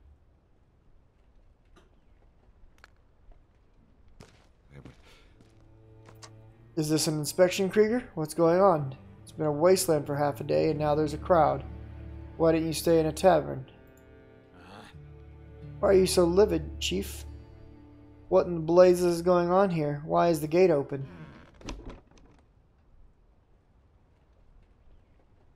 Stein breaks into a grin and shuts one wing of the gate. Scorched on its front side is half of the same mark you saw on Albius's gate. Stop. Don't touch the second one. Do you want to kill us, you son of a bitch? You'll awaken the curse if you do it. Calm down. I don't think he meant any harm. I don't care what he meant. I just don't want to lose my mind, especially around you. I'd lose it, happily. Better than enduring this blasted pain. Tell me what happened in town. Something wrong with the road? Wait, I see you clasping your neck. Burning, isn't it? How are you holding up? Do you have a Strix? I don't know of any strips, but the last of ice I picked from under the rocks really helps. Put some on your neck and you feel much better. You'll be fit to stand guard again. Then tell us what happened at your post. This mark didn't draw itself. I don't fiddle with symbols like a temple sissy. All I know is that I saw a scary creature. Me and the toll collector both collapsed where we stood. Ramlin was upstairs and I heard him fall too. Lucky he didn't fall out of the window. This fiend got to the gate and drew some kind of mark, as if it was burned it in. It's as if it was burned in. My neck felt like it was on fire. It bared its gray teeth and told us we were all done for. Well, as for the words, maybe I was just hearing things. Has it been practicing here or something? Shit, you're lucky you're still in one piece, Stein. Didn't you hear us calling you? I don't care who was calling. I was picking ice left under the stones. If you don't believe me, hold the knife over the fire and press it to your neck.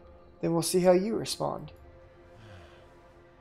So you're picking ice on your watch. Don't you have anything else to do? You want me to check the non-existent carts? The only people I saw here today were Rask the merchant with that weird axe of his, and a dozen guards chasing after him. Not a single piece of luggage. About the toll collector. You see, there was an accident. He went berserk and attacked me. I fought for dear life and had to finish him off in the end. His corpse is behind the tower. Strange, isn't it, to live like a man and die like a beast? Ramlin just bolted. He must have got to his home village of Dinford, the one by the men here. I don't blame him. As far as I'm concerned, he's better off than the toll collector. How did you manage to break the seal? By accident. Ramlin was inside. He got so scared he stumbled down the stairs and knocked out the rotten gate with his stupid head. That's when we felt the scorching heat. The toll collector went crazy right away. Luckily for Ramlin, he attacked me first. His eyes were bulging and he was foaming at the mouth. That's when we felt the scorching heat. The toll collector went crazy right away. Oh, I already saw this. Grab your stuff and come with us.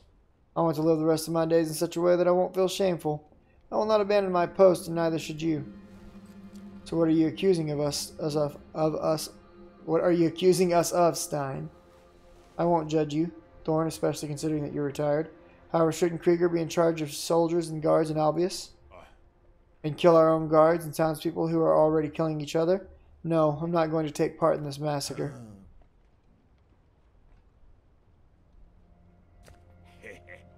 More like Captain Coward.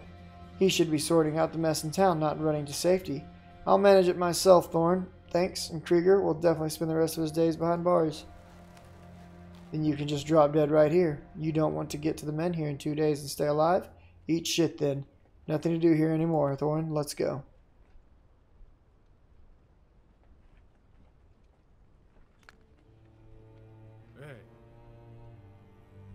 If Stein's right, the second guard must have run off there to his family.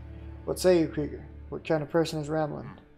Not a bad fellow, but ain't worth rat's puke as a guard. A sorry wimp is what he is, all fancy schmancy. His only family is his grandma. She's Vendil, of the dark-skinned folk. You can tell she raised him by herself. The lad's got no father figure. Why did you take him in then? Was it pity or did someone ask you to? Who'd give a crap about him? As I said, he's only got his grandma. As for why I took him in? It's really boring on patrol, you know, and Ramlin knows all the fairy tales in the world, it seems. Every guard wanted to be on duty with him just to hear what he's got to say. That's what too much peace does to the guards. Whatever. Having someone from Men Here Village certainly wouldn't hurt. At least we would have somewhere to spend the night, if it comes to that. I think we should kill the fucking Stein for being a little prick. You ride a couple of leagues away from the tower. Krieger calls you over. I have a feeling that the sergeant's going to blame us for the murder of the toll collector. Wouldn't it be safer to just kill him? Yes. Seems I've lost my knife by the tower, so we'll go retrieve it. You stay here and keep your eyes on the road. Captain scratches his head. That's a clever idea. I wouldn't have thought of that. I'm glad I talked to you first. When it comes to tactical ploys, you're clearly leagues ahead. Stein sees you return to the tower. What's wrong, he asks. Changed your minds? Where are the others? Captain grins. Oh, it's nothing. Thorn dropped his dagger somewhere around here. Didn't want to lose a weapon at a time like this, so we're back. While he's searching, there's one little thing I've been curious about. Taking advantage of the confusion, you approach Stein from behind and deal a mortal blow that you hide the sergeant's body near the toll collector's corpse. Then return to your squadron with Krieger as if nothing happened. Times of war, boys and girls. We gotta do what we gotta do. And Stein was a little bitch, so Stein got a little bitch's death. Alright, we either get to go down the Miller's tracks to the Dead Springs, or we can go down the dry riverbed. Now we know that the dude that we're looking for came here.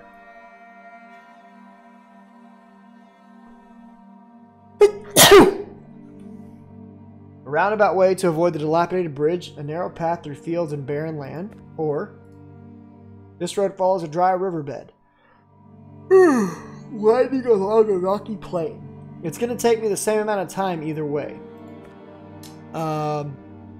It's just a question of this way or this way.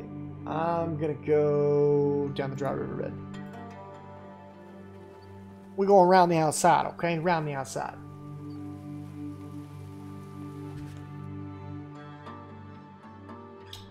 In the distance, you see a loaded wagon pulled by 6 horses. Judging by the bales and the crates tied to its roof, it belongs to a wandering merchant. Though the armed guard is fit for a prince, you take a closer look and recognize Mules, a money changer from Albius. Say hello.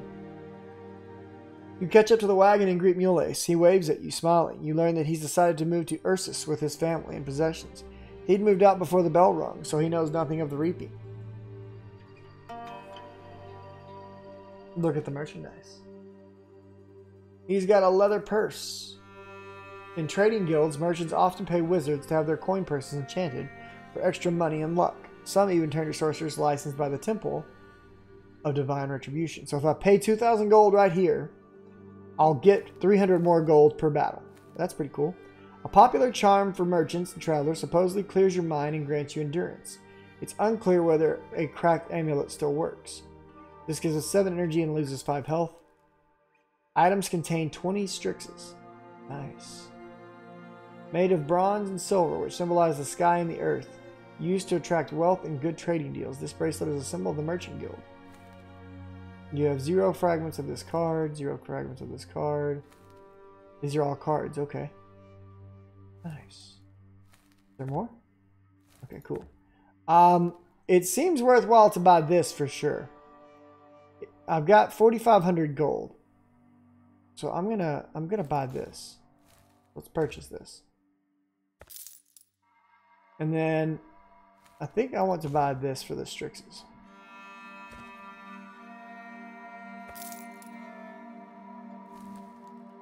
Alright, thanks, dude. Do I want to rob him? As you rummage through goods looking for something useful, Mulus watches your hands closely as if he suspects you might steal from him. Alright, tough choice here. Do we rob the money changer or do we let him go on his way? I'm going to let him go on his way. He hasn't wronged me.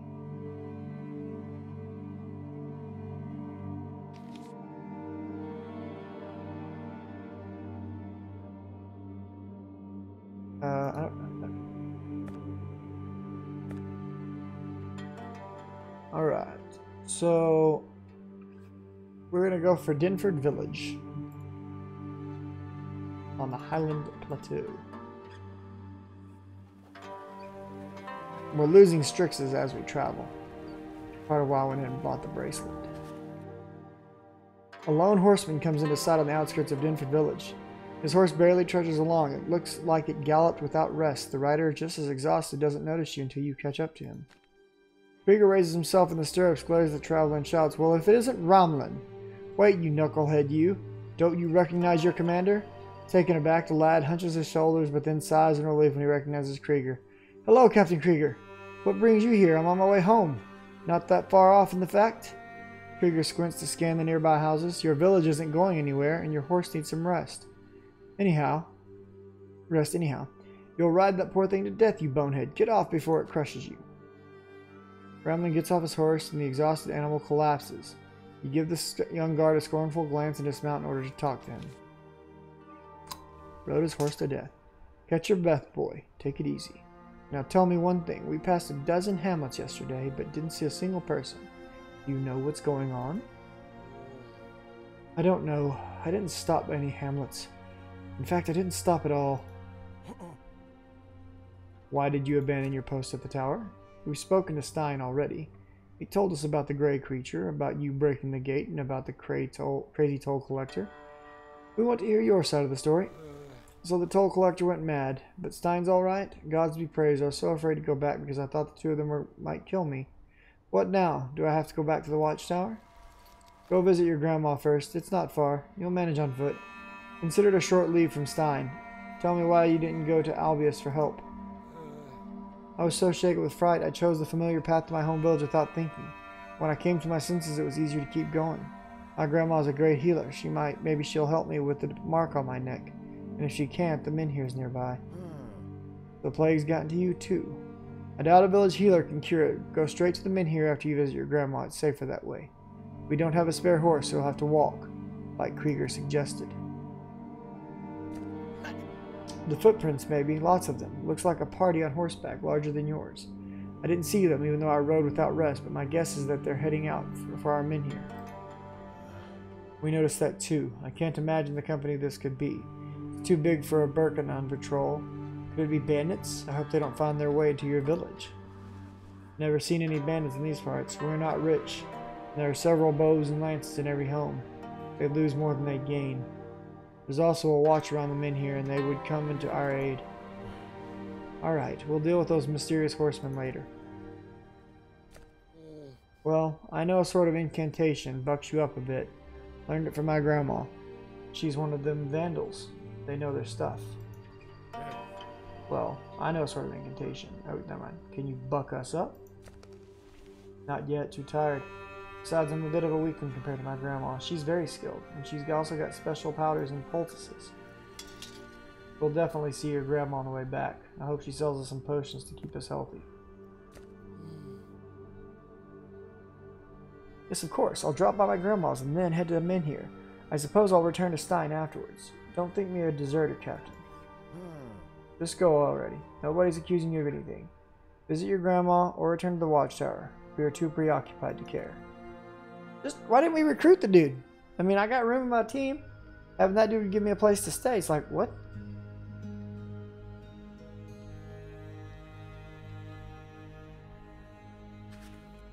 You pass the village. Its empty streets strike you as odd. A feeling of foreboding sets in, but you shrug it off. Right now, your only goal is the Menhir. Everything else comes second. The villagers must have gathered near the sacred stones, Flit says. It's a holiday, after all. You agree, relieved. Indeed. Villages near the Menhirs traditionally boast spring festivities. Lost in thought, you don't immediately hear someone addressing you. Flit calls to you again, pointing at the road. There's something smoking there. And scavengers circle the black plumes.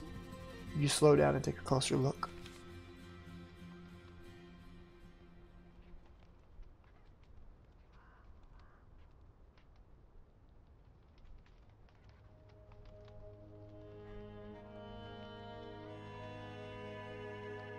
There was a battle here!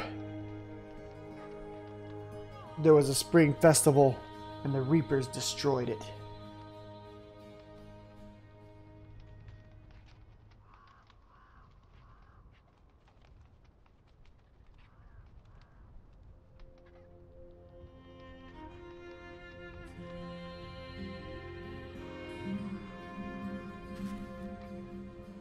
A heap of corpses rests in the middle of the road. So many bodies, men, women, old and young, even children. There's a scaffold and some spears sticking out of the ground.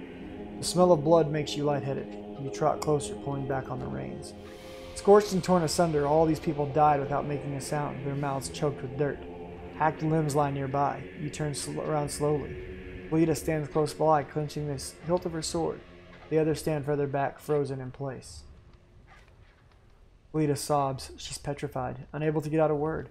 She runs off on limp limbs, sick to her stomach. You order your men to help Glita and to keep their distance.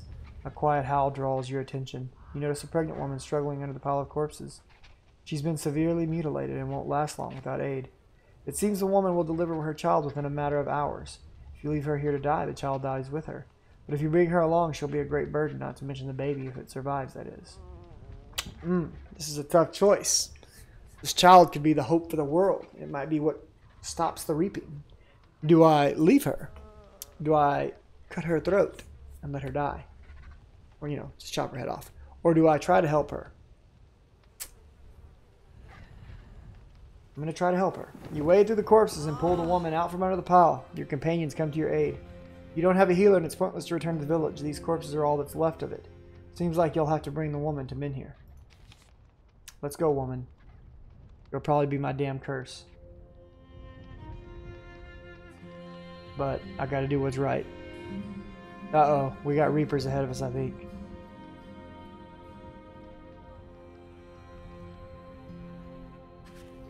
You stop your company on the bridge. Suspicious figures stand on the other side. The watchman bodies hang nearby, close to the blood-soaked Minhir. Flick grows pale. Aren't they Inces? The old chronicles call them abominations. I've read about them. Wielders of enchanted blades that can fly. Reap time is upon us. Reap time? Interesting choice of words. You draw your sword, they've noticed us. Be on your guard, they're no fools. Gathering near the bridge, we'll have to dismount. Don't all of you swarm the bridge. You'll only get in each other's way. Glita, look after the wounded girl. You order some of your companions to get to the bridge and tell the others to guard the rear. It feels like the Inces want you on the bridge so they can bring you down.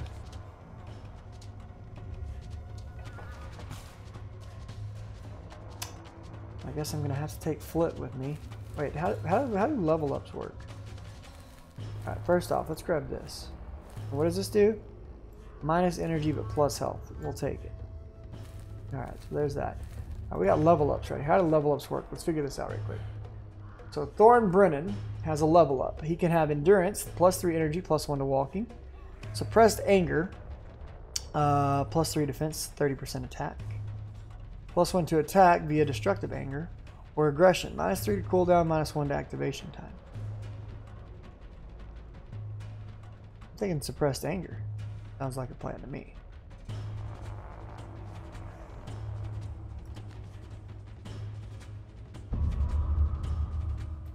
And then this young lady has one. Resilience, swiftness. Nimble blade. Ooh, that's nice. Yes. I'll take that. Alright, cool. What is this? Oh, cool. The daughter of Thorn and is an appointed Baroness. The ancestral book of Victi cites her as the heir of her father, Count Stockett Victi, along with her brother. The last was given special permission to join the Albius regiment of young soldiers and trained in the art of war under her father's guidance. She was a maid of honor for the royal house of Odala, but never visited the royal court due to being underage. The Odalan mentors note her as a young woman inclined toward exact sciences and fine arts, who has high sensitivity and resistance to magic. For the past 3 years, she's been training with her own mother in Albius City, where her family now lives. Okay. We got, like, a history of everyone. That's cool. I like that. I don't know what this does. Oh, okay, okay.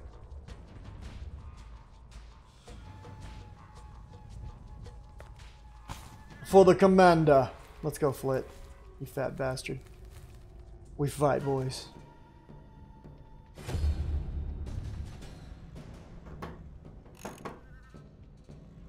Alright, so I want Soup to come here. I want Krieger to be here. You can stack there, and you can stack there. Check. Now let's take a look at what cards we've got here. We've got Touch of Chaos, reduces health by 5 to a random enemy, and increases energy by 2 to all party members. Attack by 2 to a random party member. Okay. Spirit Armor, Cure, Chokehold, and Rancor. These guys have 32 HP, 32, 32, 32, 18, but high energy. Okay.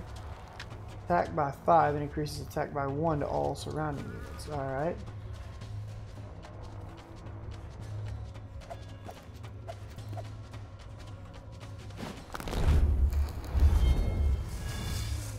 Ah, I should have used it on somebody else, but that works.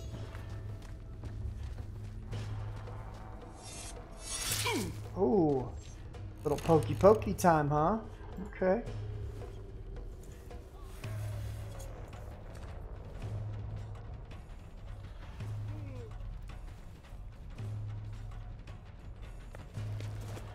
I'll take that damage.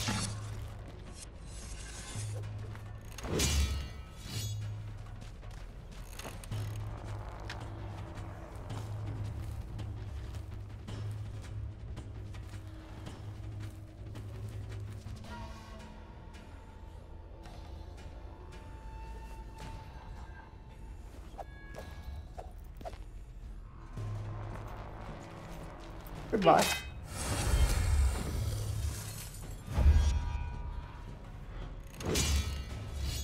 Come forward, my next friend. Nothing, huh? Okay.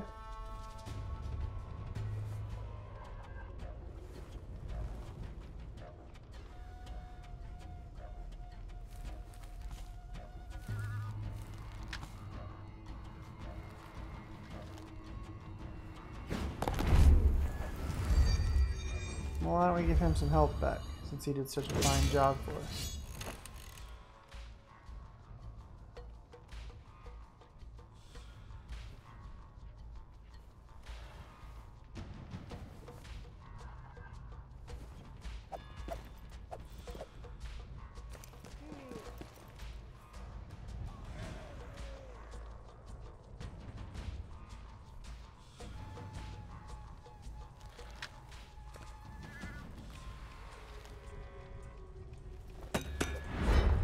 Let's go, big boy.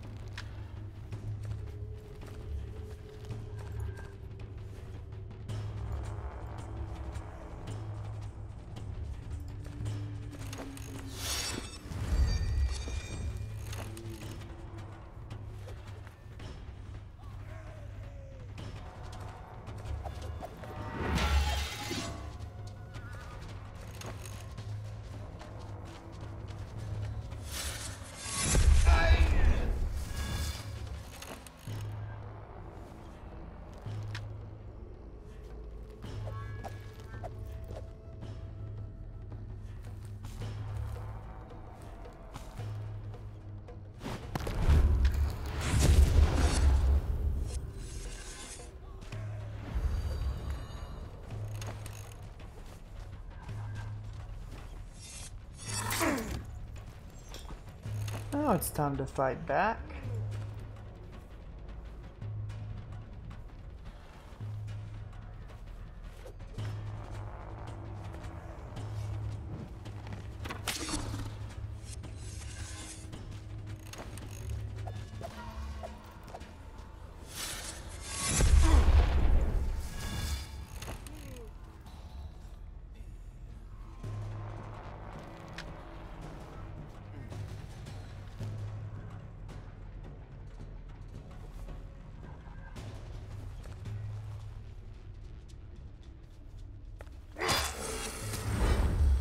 Goodbye, sir.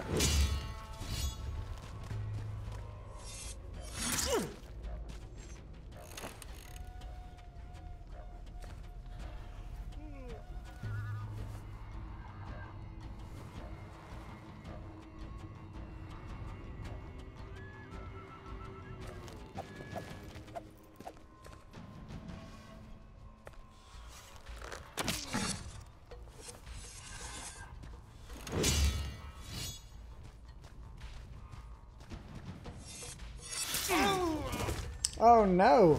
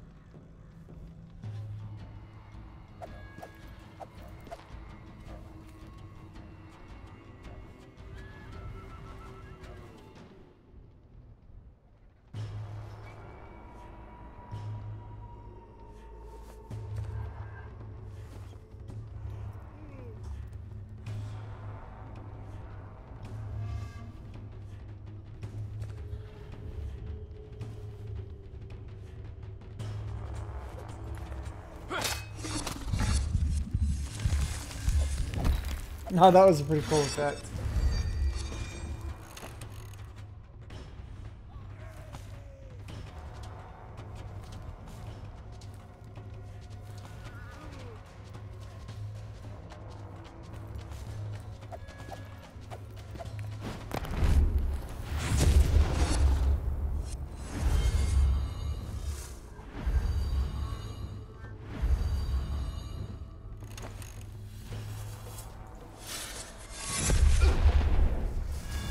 This mother trucker.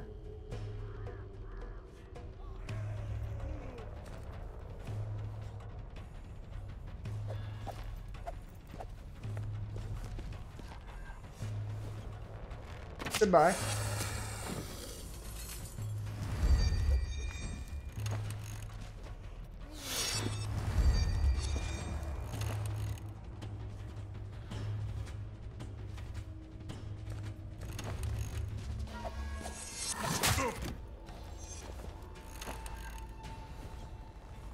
Yeah, this dude's, he's down. Poor old dude fell down. What do you mean, Brett?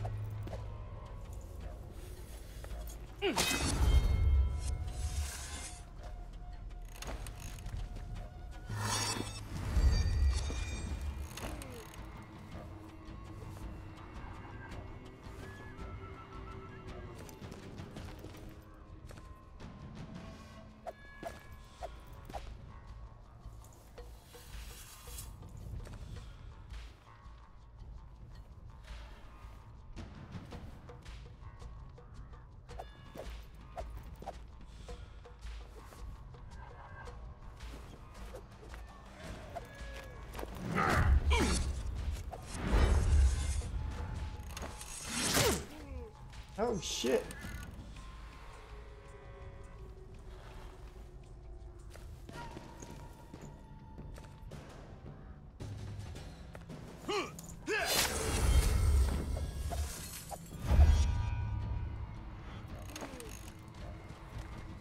You're dead, homie.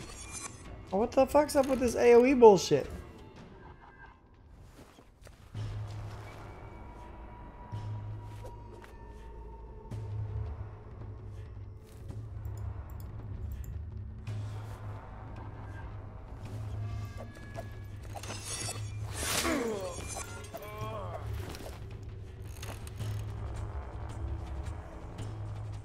You can change that, Tyler, in the control settings.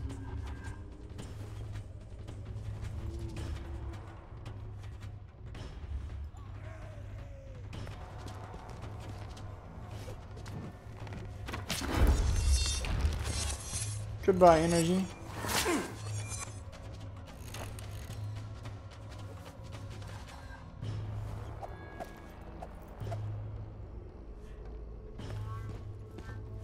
Huzzah!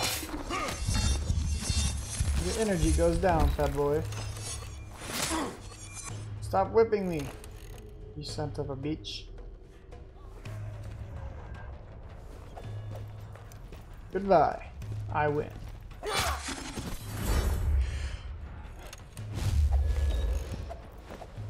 Victory!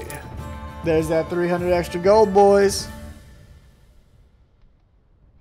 I'll have to look at it later, man. I don't remember how to do it. We got levels. We got double injury on this dude. We're going to have to not use him in combat for a bit. You notice Ramlin on the bridge. He totters along with lifeless eyes. You know the horse he's seen and want to approach him, but Gleda beats you to it. Ramlin hugs her and starts crying, nearly choking on his tears. You can't bring yourself to interrupt him. Gleda tries to calm him down, and you listen to his jumbled account of what happened in the empty village. Judging by the bloodstains, some of the bodies were thrown in the river, and he goes silent, and you turn your attention to the men here.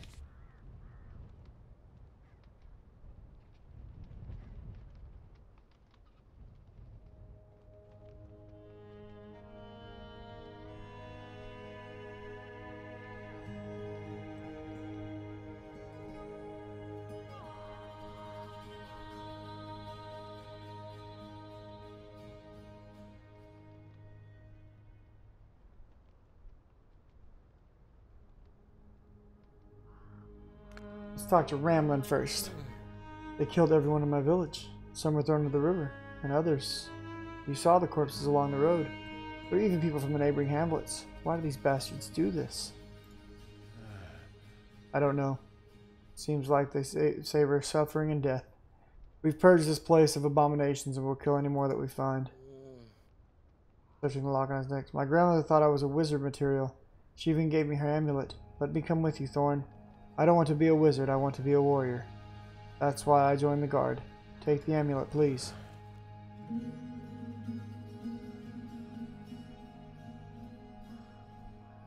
Do I take the locket, or do we refuse the locket? The locket may be what's keeping him alive right now. Tough choice, right? We have to decide what is best for this young man. Fuck that, I'm taking the locket. There's a Strix in your grandmother's amulet. That explains a lot. Strixes provide some protection from the Reaping's curse, so I manage them while we travel together. If you're ready to fight and follow orders, you can come with us. Is there anything else you'd like to say? Hey, cool, you gave me some cards. How did you come by these magical cards? They're heavy, like lead, and hot to the touch. And you say that you don't want to be a wizard? These cards used to be my grandmother's. I played with them when I was little. She said that if they became heavier, it'd mean that playtime was over and something bad was brewing. I want to give them to you. You're my senior. You should use them. Do you realize what this is? What's there to realize? My grandmother said that these cards aid those who want to use magic or shield themselves from it, but have no shamanic power of their own. The cards are Kimron, and the Kimra themselves are said to be the descendants of the abominations. I've heard of them, but didn't expect them to reclaim power. I want a couple myself. Who could have guessed that ancient trinkets could come in handy? The reaping has begun, Thorn. What used to be superstition and legend is manifesting with magic. You must have noticed that some items are displaying special properties.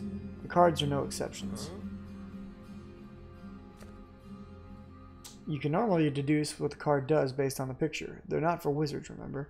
They're for people without special powers, so each card has a hint. Using them is easy as pie. Close your fingers around a card and use your will to direct its power. They're useful, no arguing that, but I'm more at ease with my trusty sword. You can't scatter an enemy detachment with a bunch of cards. Actually, you probably can. Who knows? I've never used them myself, but it's possible that a card might trump a weapon. But remember, if you give the cards to another person, they can use them too. Why are some of them broken? They're not broken. Just incomplete. I remember the time my grandmother procured a handful of shards. She assembled a picture and the shards sort of glued themselves together. Do you suggest I go everywhere looking for these shards? It's up to you. People have always collected fragments of these cards, even though they didn't know their true value. They use them as amulets and souvenirs. That's why many merchants sell them. Same goes for items containing Strixes. Thank you, but we really need to go now. Be careful of these cards. Anyone can use them. Sometimes it's better to use a weapon instead of standing around waiting for something magical to happen. Don't tell me what to do, lad. I know that you shouldn't take any chances with magic. I'll keep my sword close by. If you're right, these plaques will be handy in combat. And combat is unavoidable. Well, you can count on me. And make haste. There's something odd and evil emanating from the men here. I wouldn't tarry here. Strix is received as 5. You watch Ramlin go and notice the commotion near the wounded woman. Cleta stops you as you run up. She's giving birth, Dad. Chase them all off and let Ramlin do his thing. Seems he's the only one that knows what to do. Everyone runs around looking for clean water and rags. You didn't even feel this much pressure when commanding an entire squadron. After all the pains, you're finally rewarded with a baby's cry. Nice, dude. Cleta frowns deeply at you. The baby is safe, but we couldn't save the mother. She'd been through a lot. I'll go search the watch supplies for milk, but we need to find a place for the baby to settle in. We should do it now. The lone survivor. This dude is jacked up. Vi. Wait! You mustn't! Abominations corrupted the sacred stone and now it only brings death. I saw people dying after touching them in here. The last captives were forced onto the stone by the inces. Curses. So that's why they soaked it in blood. The witchery. Pieces of shit. Thanks for the warning. And I was wondering why in Terminum you were just sitting there, giving no thanks or anything for being saved. Honestly, I can't even stand straight. I've already given up hope, but I'm really grateful. The name's Vi. I'm a wandering monk, and I'll be praying to the gods on your behalf in every temple in Berkana. My name is Thornbrennan. I'm a retired captain of the guard. You'll meet the others later. Tell me what happened here before you get back to praying. Why did they leave you alive? The abominations didn't kill all the villagers at once. Some were kidnapped and forced to dig a mass grave until it was their turn. The men here were showered in their blood. I'm the only one left. Why did they need a grave? They never buried the people they killed behind the bridge. I don't know. I think they just wanted to torture us as long as they could. They made it as painful and as horrifying as possible. Those fiends slaughtering and torturing so many people in a single day in the grave. We'll have to use it, I'm afraid. How did the Watch manage to miss a whole mob of enemies and captives? There were too many of them. First it was the cavalry. We didn't even know what hit us. Then we heard the cries from the other side of the bridge. Even more abominations. Some of them didn't get a horse and stayed behind. The others left. So that's what those prints were. The gods truly saved our necks. We could have easily stumbled upon them on our way here. You mentioned captives. What happened? I heard screams and saw smoke rising. All dead. None were spared, not even children or the elderly. Show me your neck. Are there any marks? Oh, the plague's gotten to you too. Let me tell you something. You know those rare gems called Strixes? They fight off the corruption. They eventually burn out, though. We've heard about it already, but thanks. So how did you come across the Strixes and learn of their properties? I meant to meet the abbot in one of the temple libraries. Then a scroll about the reaping caught my eye. Normally no one reads them. I mean, it's just a legend. And I've got a Strix in my beads. An old tradition this is. All of us wandering monks need to wear them. Vi, you're the luckiest person I've ever met. The gods must be keeping you alive for some higher purpose. So what are you up to now? Well, just try another Menhir. The incense couldn't have smeared all of them with blood, could they? There's a Menhir on the way to Ursus, with a little stockade around it. Perhaps the watchman there will be able to beat back the incense. Let me come with you. I've got to go to the temple in Ursus and tell the abbot about what I've seen. At least I won't be lonely for half of the way if I join your companions. Well, I can't just leave you alone now, can I? Just know that you must obey my every order without question if you wish to stay with us. By the way, they've left us a couple of horses. That's nice. We got 5 more Strixes. Alright, Watchtower. Now's a good time to tidy up and give orders. I agree. We need to rest and fix these fuckers. We got a lot of levels to assign here. Alright, Krieger. What is up, my dude? We got Resilience, +5 to health, +5 to energy, +1 to walking, or reflexes, +9 health to the cost of the ability, +9 damage, however.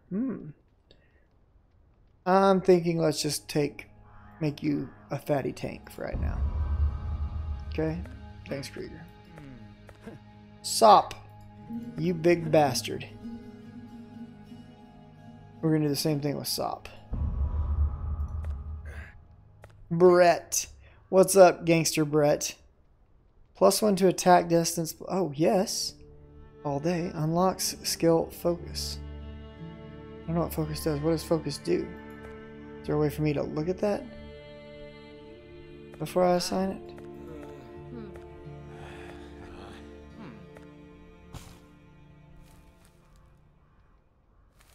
I kind of want to know what focus does before I sign it, but fuck. Because this seems really good.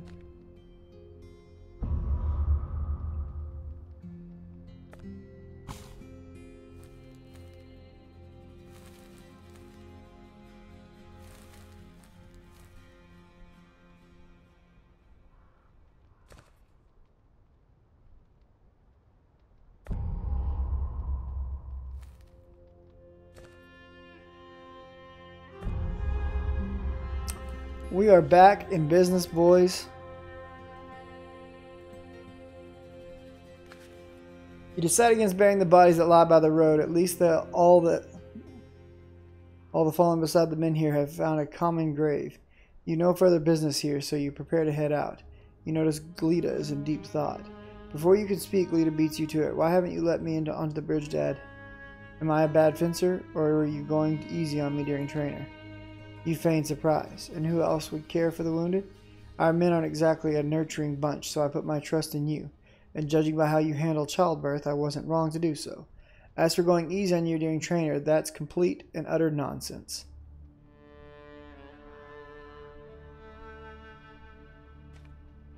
You turn to Led. He nods agreeably. Lord Brennan never singles out anyone out.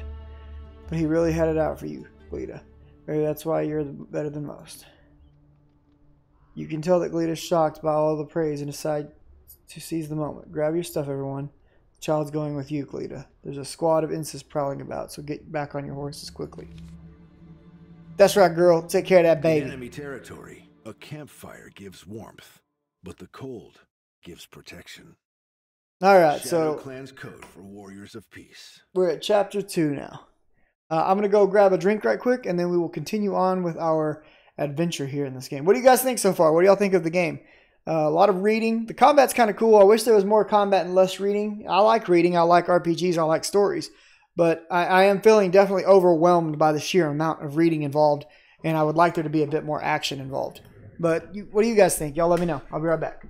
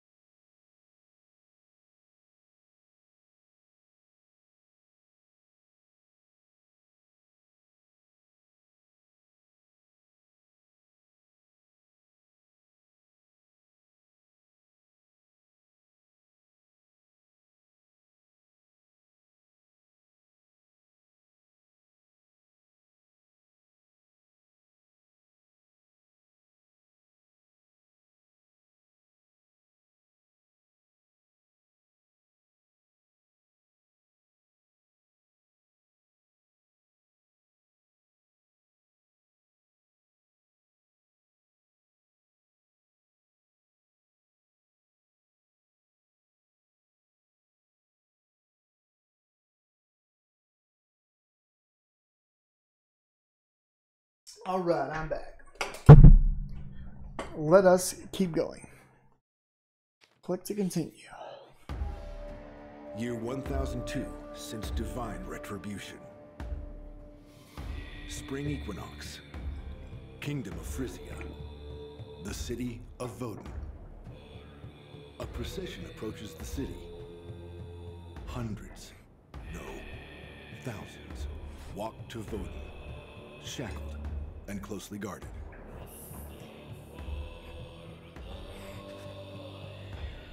Lo Feng, you observe the surroundings from a tall rampart. It is your job to foresee any threats, especially those another might overlook. Something menacing is in the air. It might have something to do with the prisoners.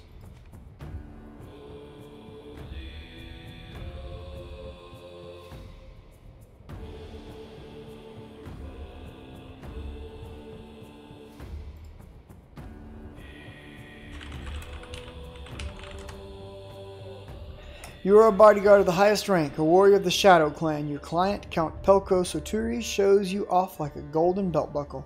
It makes no difference to you. In the end, you're loyal to your clan.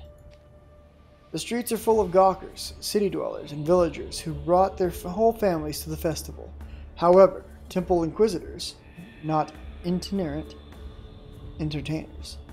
Itinerant. That's a new word for me. Itinerant. Oh, never mind, I'm an idiot.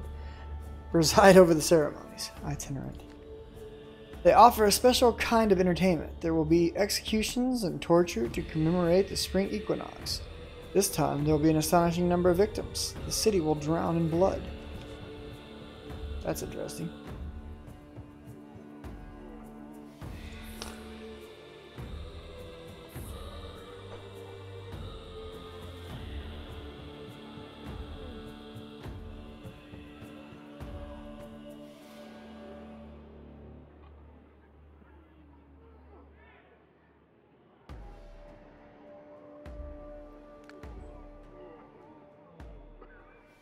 Commanding the guardsman is a tall temple servant. Many in the crowd whisper his name.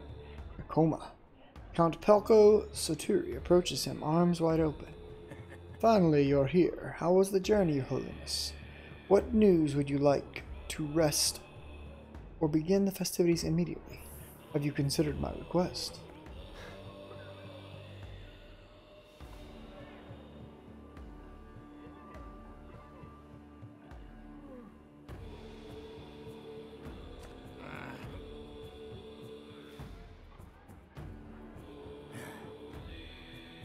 No need to fret, Count. The 3rd Legion is already on the march.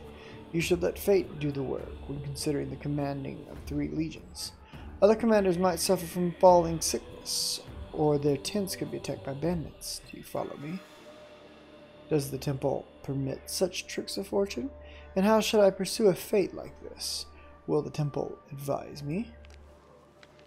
The Temple of Divine Wrath only instills anger, so take my advice.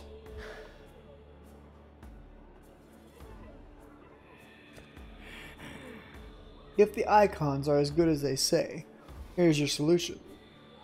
Your bodyguard will do anything you wish, unless, of course, it's not in his contract. Everyone knows that I have an icon in my service. They'll know it was me.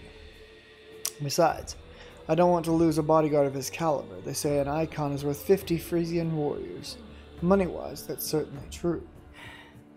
Your icon can bring you your 3 legions more easily than a servant bringing a chamber pot.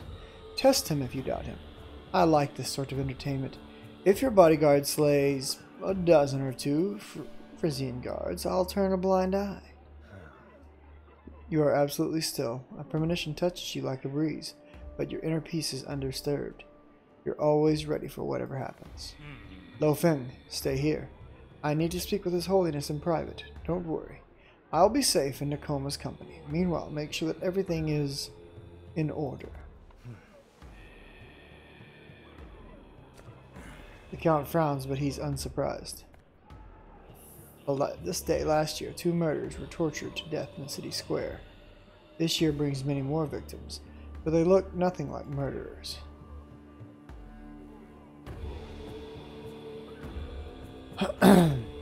It seems that the ungainly fellow is the executioner.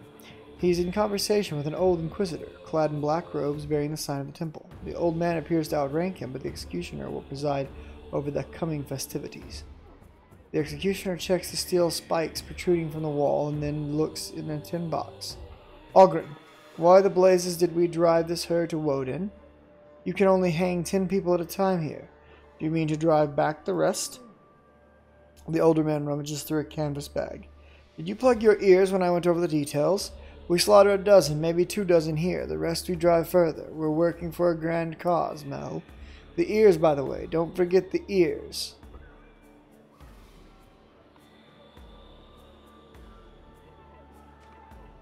You sneak a peek under the lid of the executioner's box.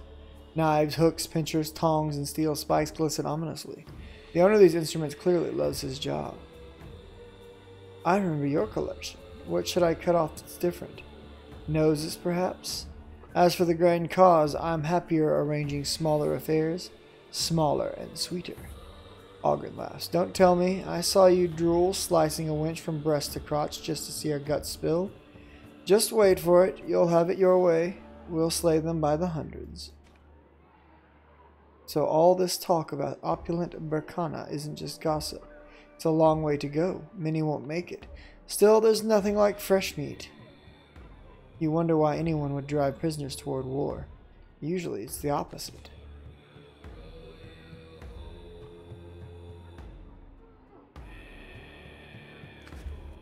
Before you approach the old man, Nakoma beats you to the punch. Yet Woden isn't an ancient fortress. If you stand in the square at a specific spot, conversations can be heard at a distance. Nakoma nods in your direction. Did you ever torture a man from the Shadow Clan? Burn him with hot irons? Cut his sinews? They say these men don't feel pain. The Inquisitor shrugs. Icons aren't really humans. Rumor has it that you can cut a child to pieces in front of an icon, and unless he was hired to protect that child, the warrior of the Shadow Clan won't so much as blink. It is said they have no hearts. Nakoma smirks scornfully, as if you had a heart. Will you flinch if you have to cut up a child? How many have you disemboweled already? Perhaps we have something in common with warriors of the Shadow Clan. I'd love to see that one in action.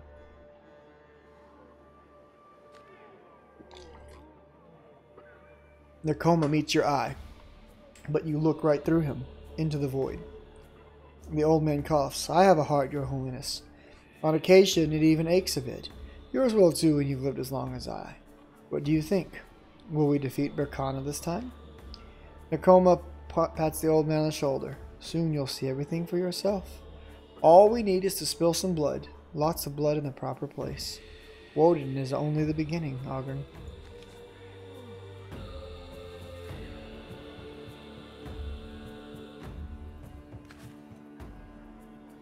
Haggard, foul-smelling prisoners are pressed against the wall. The red-haired girl doesn't look traumatized, though she certainly is. You lose sight of her for a moment as guards drag a scrawny old man from the crowd. More women stand behind the red-haired girl, but she alone watches you. You remain calm and impassive, even when she calls out to you an icon.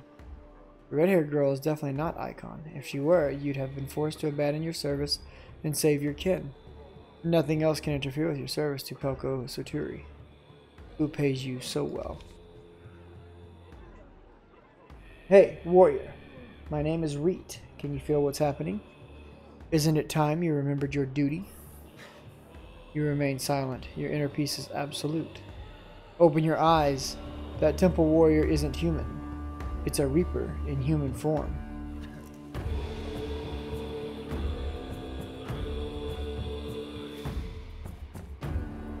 Think of the law of the clan. If a reaping begins, you shall serve your clan only.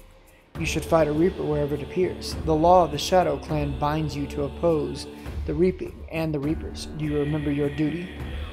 No one understands what the red-haired prisoner is screaming about, but the guardsmen don't dare shut her up.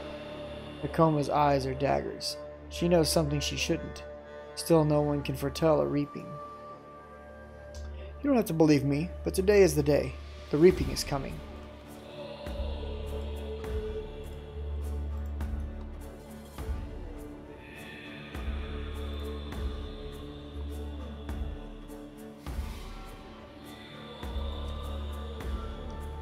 Bitterly, you may think me foolish, but please take extra care. To your client, you're just fodder like us.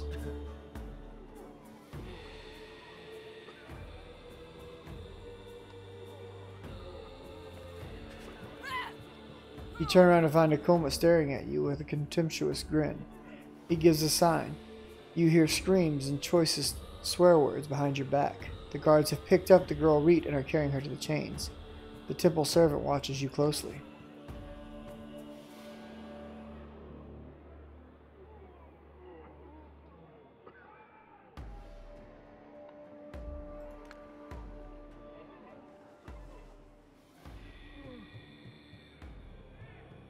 You stand beside Pelko Soturi. He's unfazed by the muffled howls of the prisoners, the grumblings of the crowd, or the smoke from the executioner's brazier. He's almost triumphant, in fact. What will you do, Lo Feng, knowing that a Frisian official plots my death?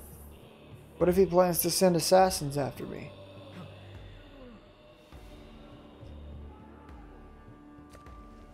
A couple of officials want to do away with me.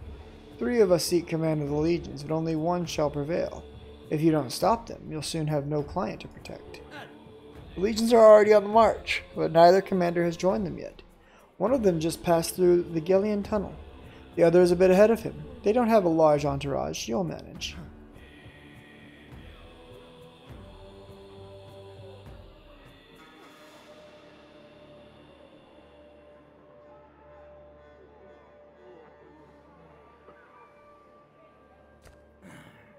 I'll be perfectly safe while Nakoma, the temple servant, is here.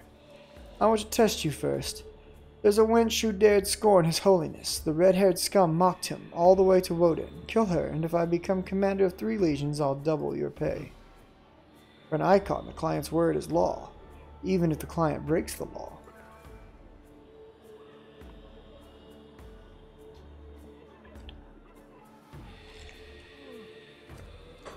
Is that the only test?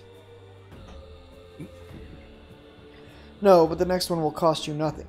When you put the girl out of her misery, the guards will attack. Kill them too. Several runaway prisoners will add to their confusion, and nobody will blame me for the turmoil. Because they will blame the Shadow Clan. You have nothing to fear, Icon. If you sort out these officials, I'll have enough power to quell any discontent. You have my word.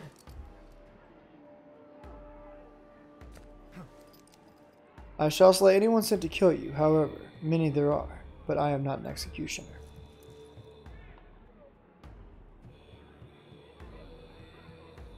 Well, Icon, remember this. Pelko Soturi always gets what he wants, regardless of what's written in a contract. You'll see.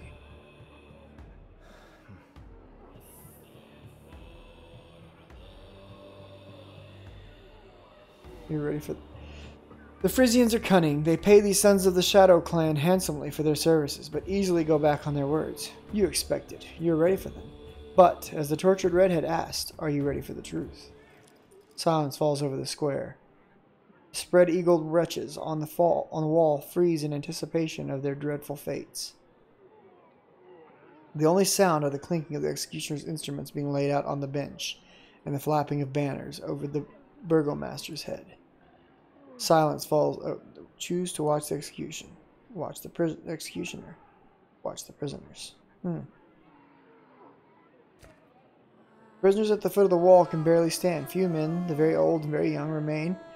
The mostly female crowd falls to the ground, horrified at hearing the anguished cries of an old man being tortured coming from the wall. Then the redhead starts to sing. She weaves a temple hymn, making rich and poor alike bare their heads. Her voice peals across the square, resonating as if under a vaulted ceiling. Everyone stands transfixed by the melody. Oops. Sorry, guys. Just getting something else going here. Moved to tears as if searching for something within themselves.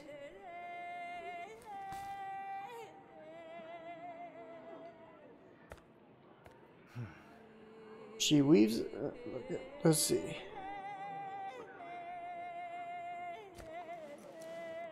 You don't see Nakoma anywhere, but you sense he's nearby. Guardsmen's helmets are removed. Sharp blades are lowered. Prisoners and onlookers weep uncontrollably. You know that a temple service cannot end in an execution. It is forbidden. As this thought forms, a reaper appears. Something resembling a bloated gray corpse with greasy black mane emerges from the yard in front of the gate. It moves toward the dais, determined to end the scene. You draw your sword. Oh shit, boys.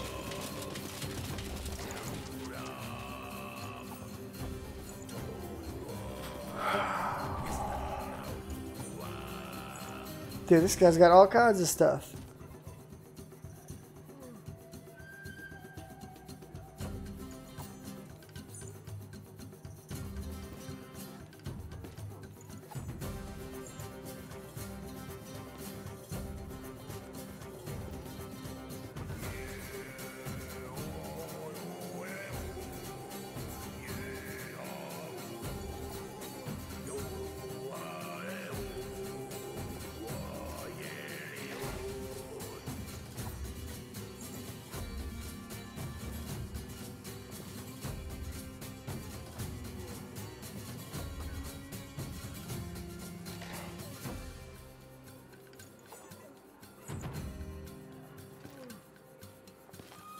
He's got.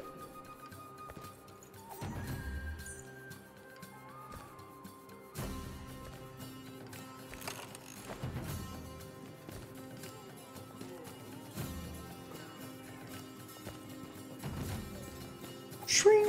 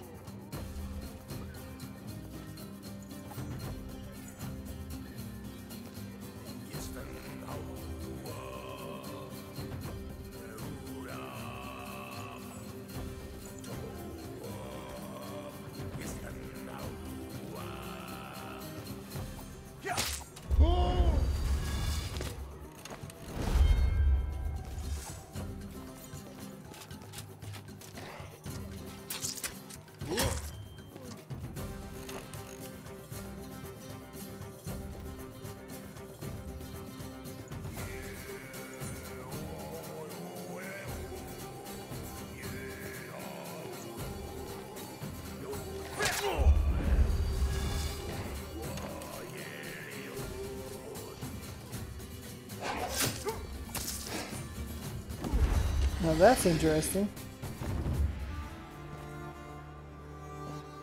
I was wondering how that was going to play out when he would attack.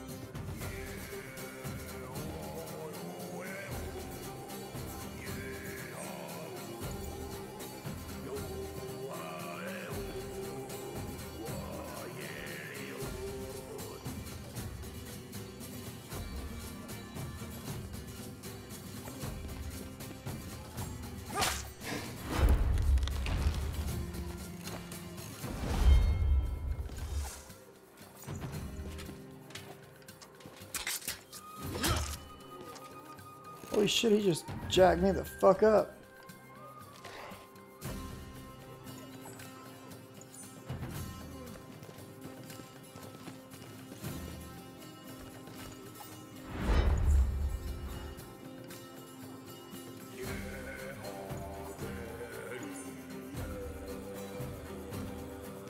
Oh shit, I did not mean to do that.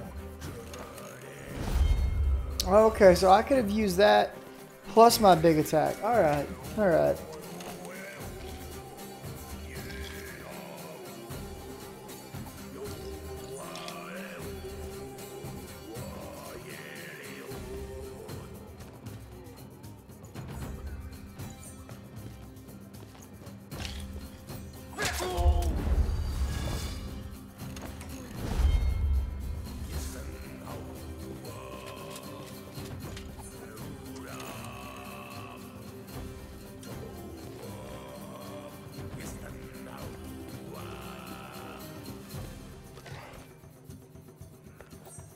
I made a mistake, but now I know how to do it better.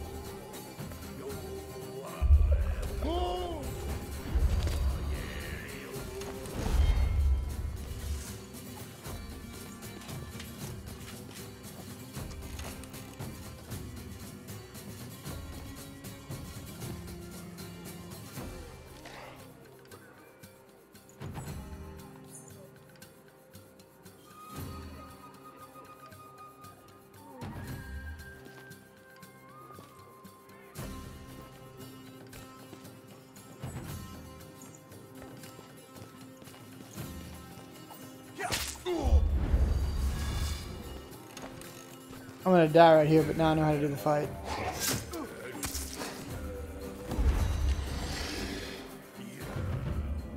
I made some mistakes again.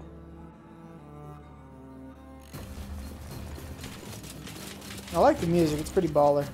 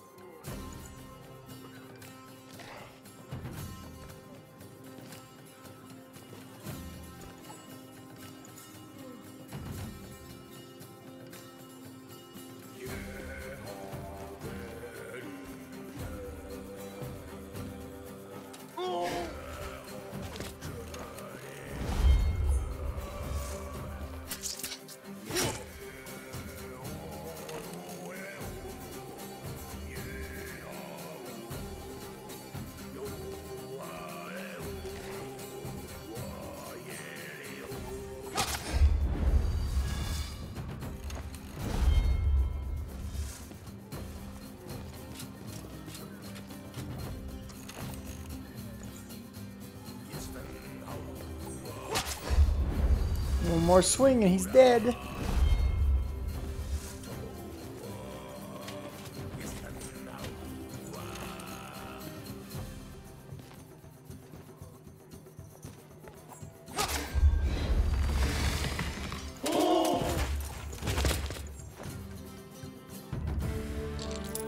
Yeah, boy.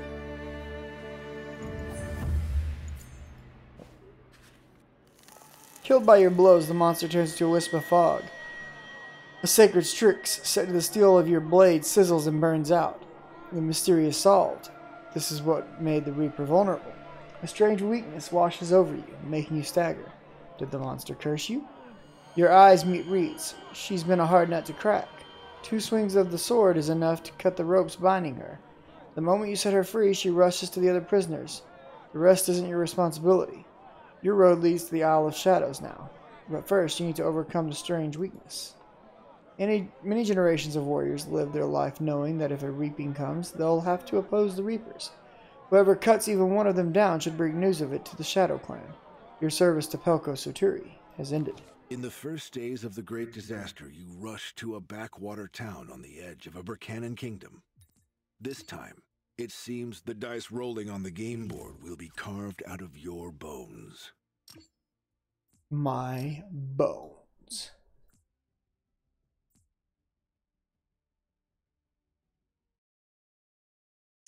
Ren, if you're still here, I accepted your friend request in Fortnite.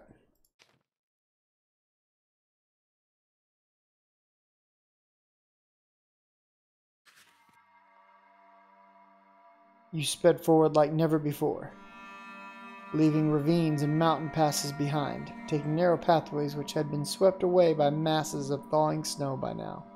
Yet still you did not make it, Albius, by the spring equinox. To Albius. The towers of the city are already visible, and you can hear the ringing of the bell and the roaring of the torrential Manaz. What did this backwater Odolan town do to incur the wrath of the gods? Why Albius? There are dozens of other towns that look exactly like it. Is there some secret motive? You have a nauseating premonition. The stench of death fills your nostrils. Everything is just as Amma predicted, except for this one impossible fact. Even Amma could not foresee that here in Albius, and far away in the Frisian city of Woden, a mortal would resist a reaper. So far, you are the only one who knows it. You reach the town walls. The bells peals incessantly. Black smoke swirls overhead, and the stench of the burning flesh fills your nostrils. Could it be a plague? Why are the guards at the gate wearing Jiranan uniforms?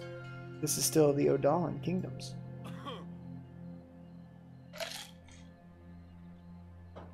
A vagabond. Curse him. Why is it never a damsel? Hey, daydreamer. Come down to earth. Do you have any documents? Alright, let's see. Nice to meet you, Baron Rowley. Call me Mushel. I am the commander here, and you? Oh my. A healer and a baron in one. And a scribe too. What brings your grace to faraway Albius? Nothing until you let me into the city. I'm no baron either. Call me Hopper. You talk like a Jiranan commander. What are Jiranan guards doing in the Odolan town? Guarding, of course. There's already trouble in the western borders. Is that where you came from? I came down from the mountains. I've been to the Valley of Mercy. It took mountain passes to make it here just before the snow melted. I didn't even have time to visit Opakum. I believe that. There's a Breckanan garrison in Opakum. Count Victi is in command. He would not have let a healer leave his side. As for local news, the reaping has begun. Well, almost. That makes no sense. Has the reaping begun or not? Can you tell me what's going on? Why do I smell human flesh burning? Does it stink, really? I don't smell a thing. Gotten used to it, I suppose. Gotten used to it? What took getting used to? Should I turn away and run? Is there anywhere to hide?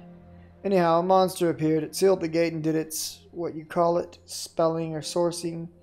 The folks in town started beating each other good. It wore off, like the drink does. This is when we came to the rescue. The nobles fear the plague, so we are burning the corpses. Almost everyone in town has ulcers on their necks, but the temple servants are putting some kind of ointment on them to relieve the pain, so it seems the reaping has begun but stumbled. Stumbled, you say? Making its very first step. I have examined various manuscripts, but none of them mentioned anything like this. You don't like the tune? Doesn't bother me. I've gotten used to it. Or are you after the job? I could consider it if the pay was decent, but I don't like the noise. Hasn't the bell ringer gone deaf yet? The locals say that if not for this bell ringing, there would have been many more corpses now. Looks like the ringing helped the crazies come to their senses. Not instantly, but he got through that stuff that was clouding their minds. As for the bell ringer, not my responsibility. Is it ringing by itself then? Well, never mind. No use trying to fit it in another's shoes. What else can it be? I cannot be sure, but I trust my gut. The Reaper, the Plague, the signs, it all matches. Oh my, you spotted a Reaper. Every ancient manuscript I've seen states that in the presence of a Reaper, everybody falls to the ground. Manuscripts? What do I care about your manuscripts? When the Reaper came, the townsfolk did fall to the ground. A massive bottoms up, I'd say, but that's a bad pun. Some passed out, but this one merchant was sharper than the others. He saw something. Do you think our detachment just happened to stroll by? I admire your effort, Musham. You pretend to be saying too much, yet you have said little in excess.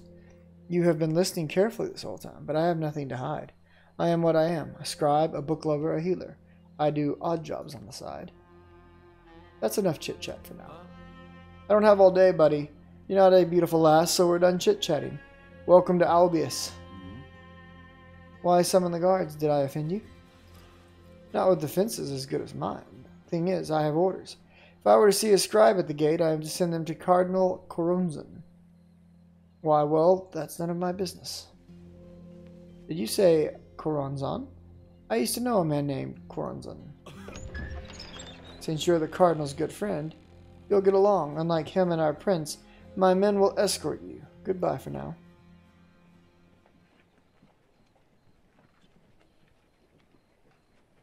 The town looks glum in the aftermath of the tragic events. The reaping has indeed begun. You barely have enough time to look around as the guards briskly lead you to the town square.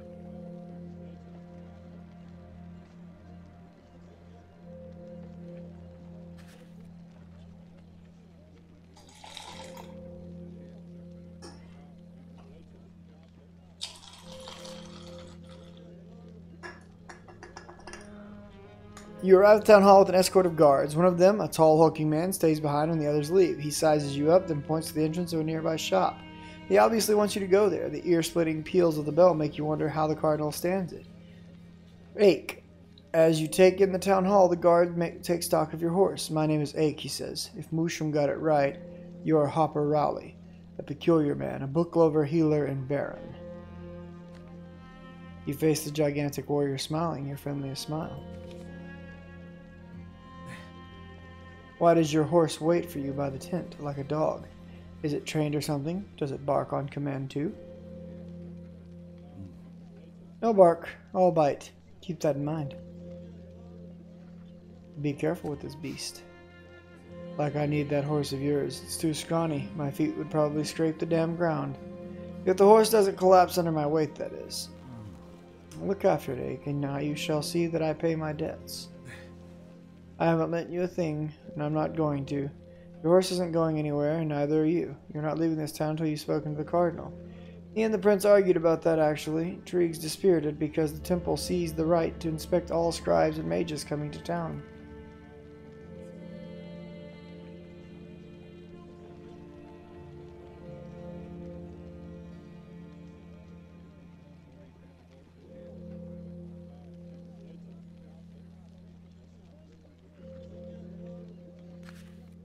Wondering what a sorcerer might be doing in Albius, you enter its maze of streets. You follow the fleeting trace of magic, which leads to a side alley where someone cast a spell several days ago. It's clear that it was no sorcerer.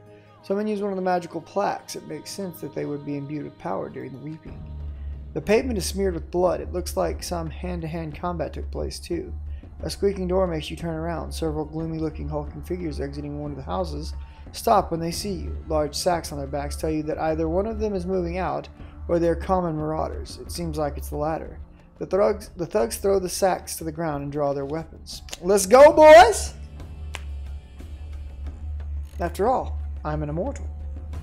What will you do? Circular hit. All surrounding units. Perfect. Alright. Well, let's start the killing with you. Huzzah, friends!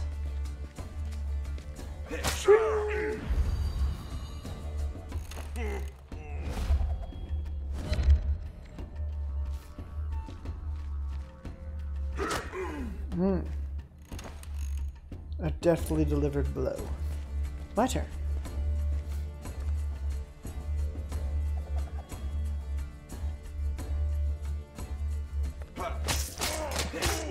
That was awesome.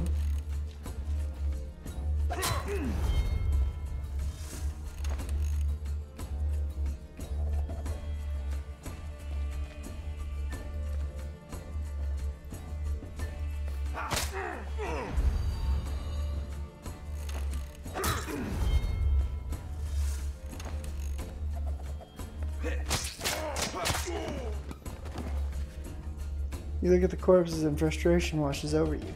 So many soldiers were dispatched to the city, but they could only protect the princes and the cardinals. Mere blocks from the town hall, a daylight robbery took place. The robbers won't harm anyone anymore, though. What you got, boys? What you got? This guy's like a fucking Highlander. You regard the bell tower of the town hall, and the ringing of the bell makes you wince as it screws into your skull like a bone setter's drill. There's definitely magic at work, yet who would use it in Albius?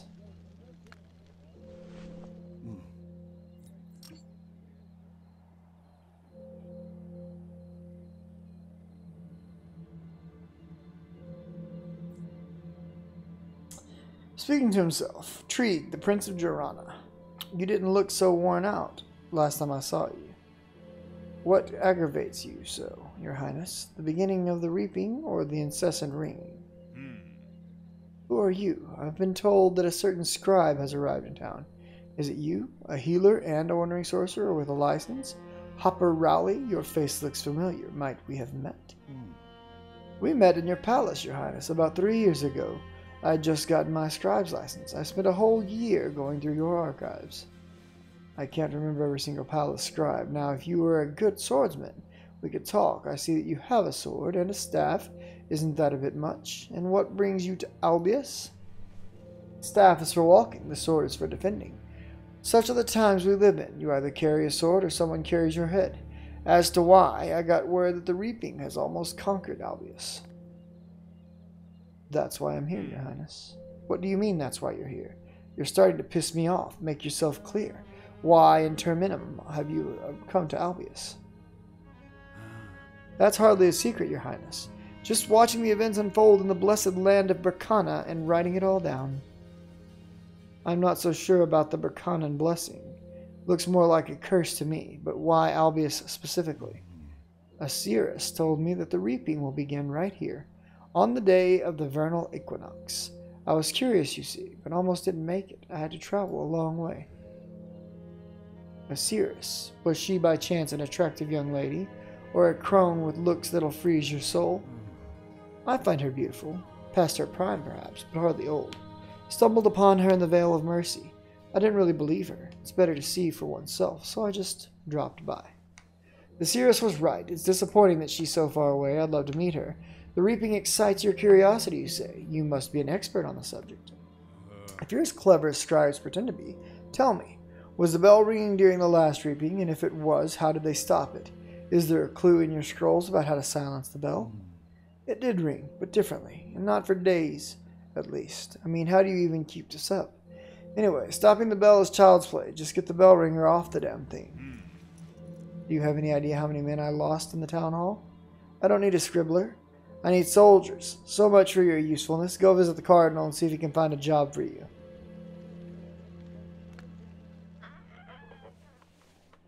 Cardinal, it appears, usurped Sherlin's shop, or Rask's shop, to use his most recent name, though this cardinal takes anything he desires, and that bell is really ear-splitting. So here you are, Blance, and here I was thinking not a single fly would come to this pile of dung. We have 2 flies now, including you, and once again, you're a Cardinal Coronzon.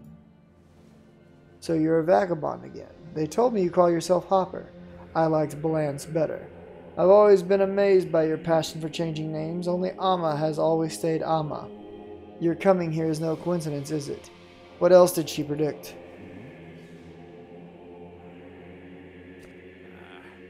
Did you actually break up? Ever since that battle, it's been a long time. I heard you've conjured up a special ointment. Does it really cure you of the plague? Of course not. Strix dust, menhir tar, goose fat, and wood oil. Just a hoax. It does relieve pain and lengthen your life a tiny bit. You know that human suffering feeds the menhirs, and that is precisely what we want to avoid.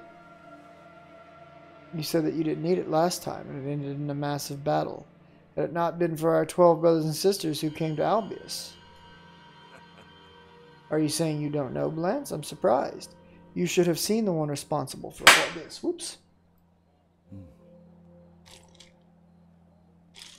Something hides these events from my sight, but I caught a glimpse. There are two mortals, it seems. One here, one in the north. They resisted the Reapers, an unprecedented feat. The one in the north, if I am not mistaken, even managed to excarnate him. That can't be true. Are you certain? Surely it was only disembodiment. He couldn't have killed him. You'd also feel it if an Umbra were killed. Disembodiment only. A Reaper's already attacked him twice, but not in full force, for some reason. I couldn't tell exactly, but he lost his body again. Damn it, this is a grave danger for all of us. Surprisingly, you've arrived just in time, Blance. Can I count on you?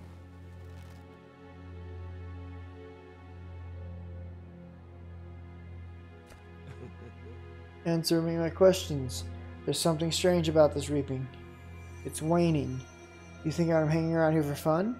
It's because of all this ringing. Like it's suppressing the reaping. For some reason, I don't think it's anything to cheer about. If it can hinder the reaping, it could mean trouble for us too. So that's what's been bothering you. Truly, there's some magic to all of this, and we need to get to the bottom of it. Maybe I'm no match for your Ananeo, but I don't believe for a second that you're surprised. The first legions of Frisia are closing in on Berkana. Gimonins wreak havoc near the Ashen Wasteland. Gells have been sighted in the Vandale Forest. The moment we show any weakness, the Palians are going to be at our throats. We were ready for war and the reaping, but not for this sorcery.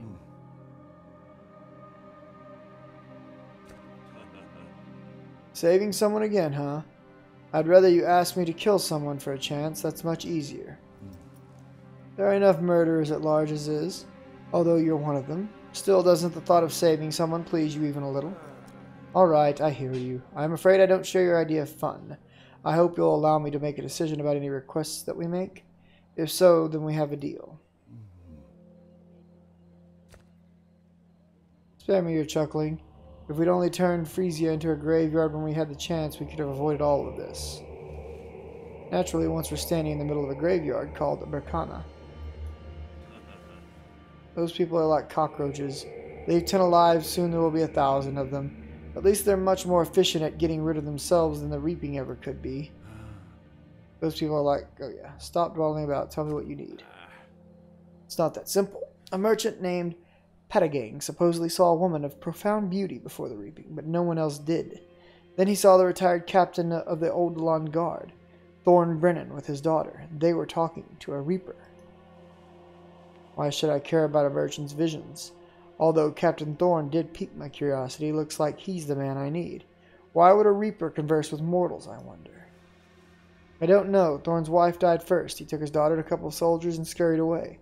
However, one of the soldiers turned out to be the Prince Trieg's son, and that numbskull of a prince convinced himself that his son could only be saved by the scribe who stops the ringing of the town hall bell.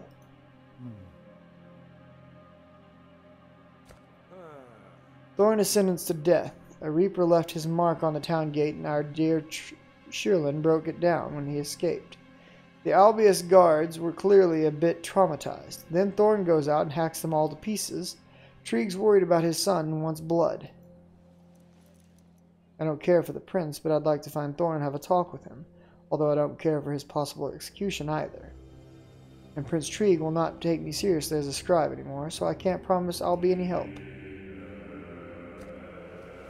Should I care? I don't give a damn about the prince. One of Thorn's companions is the prince's bodyguard, some lad called Sop. His head will be removed from his shoulders the moment any harm comes to the prince, and he knows it. He'll go to great lengths to prevent that. Thorn is much more inquisitive. So this stubborn captain piqued your interest too. You think he'd fall at your feet if you appeared before him as a reaper. Well, who knows? Thorn will go from Minhir to Minhir until he realizes the reaping has corrupted them all. He's already visited the first one nearby, even fought some Inces there. I don't know where he's headed next. The next Menhir can be found on the outskirts of Ursus. Inces are dangerous foes. Thorn's able to go toe-to-toe with them. He didn't earn a captain's rank for nothing. There's hope he's still alive. Being accompanied by such a commander will keep the prince much safer too. I want you to stop the ringing. It's not just Albius that's affected by this magic. The bell rings all through Berkana now. All of them. Not a bell ringer in sight. All because of this one here. The Reaper didn't appear anywhere else but here. Why should I care, Karanzan? I'm not unraveling someone else's enchantments. I need this body, and I've got enough problems as it is. I'll do without your help. Maybe you should get to the top of the town hall tower by yourself. I couldn't unweave this mysterious spell. Among the Umbra, you have the best affinity for magic. Give me some advice, at least. Several people already perished in that cursed town hall.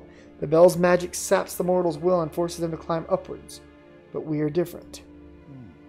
Very well, Karanzan. But I'll only take a look. The moment I sense any danger, I'm turning around and getting out of there.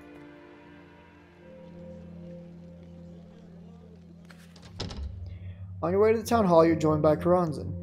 You examine the staircase and can see that it's enchanted. Luckily, the spell doesn't affect Umbra. As you try to make sense of the intricate spellcraft, Karanzan creeps up from behind and pushes you forward. You rush up the stairs against your will. The sorcery is affecting you too, even though it shouldn't. You must turn back, but you can't. Your feet are not your own.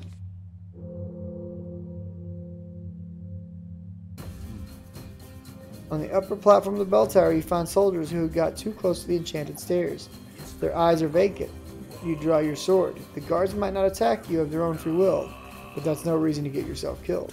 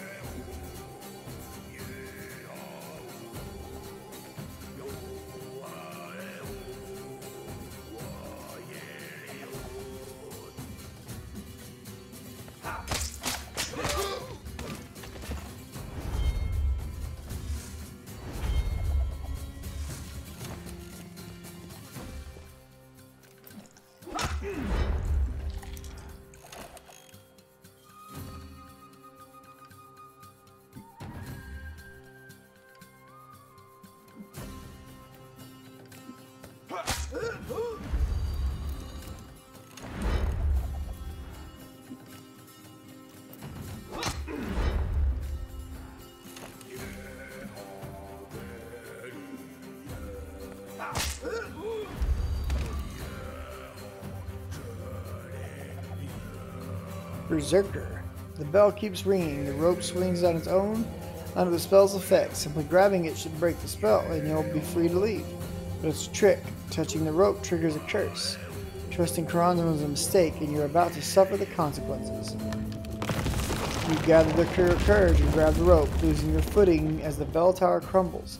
Everything goes black, all but the message burned into your mind. Follow the guiding one. Collect the 7 parts of wisdom. Read and be saved.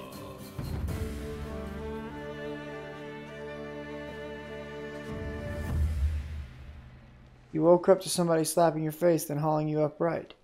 You fight to open your eyes. The first thing you see is your blackened and frozen hand, which has absorbed the full power of the curse. One look back is enough to confirm your suspicions. The town hall's bell tower has indeed been destroyed. Having caught your breath, damn you, Karanzan.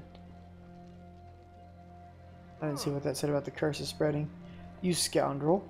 I get you out of trouble, and what do I get in return? Have you gone mute or something? Town hall tower is no more. You brought it all down somehow. The store is still in one piece, though, and the ringing has stopped. That kind of magic is out of my league, Karanzan.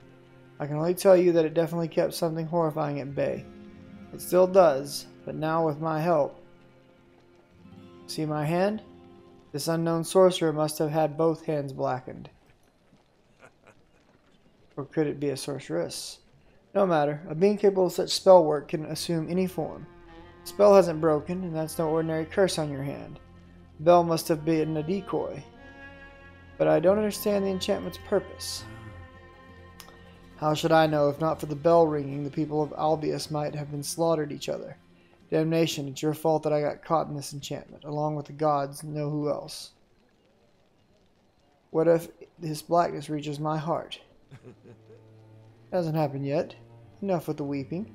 A pompous nobleman is headed your way. You met my request, so I owe you one.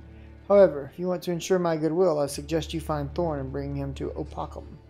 I want to have a look at him. Oh, here comes Prince Trig. The dream has come true, scribe. The hag was right. You stopped the bell ringing. Well, I invite you to serve the Jaranan crown from now on.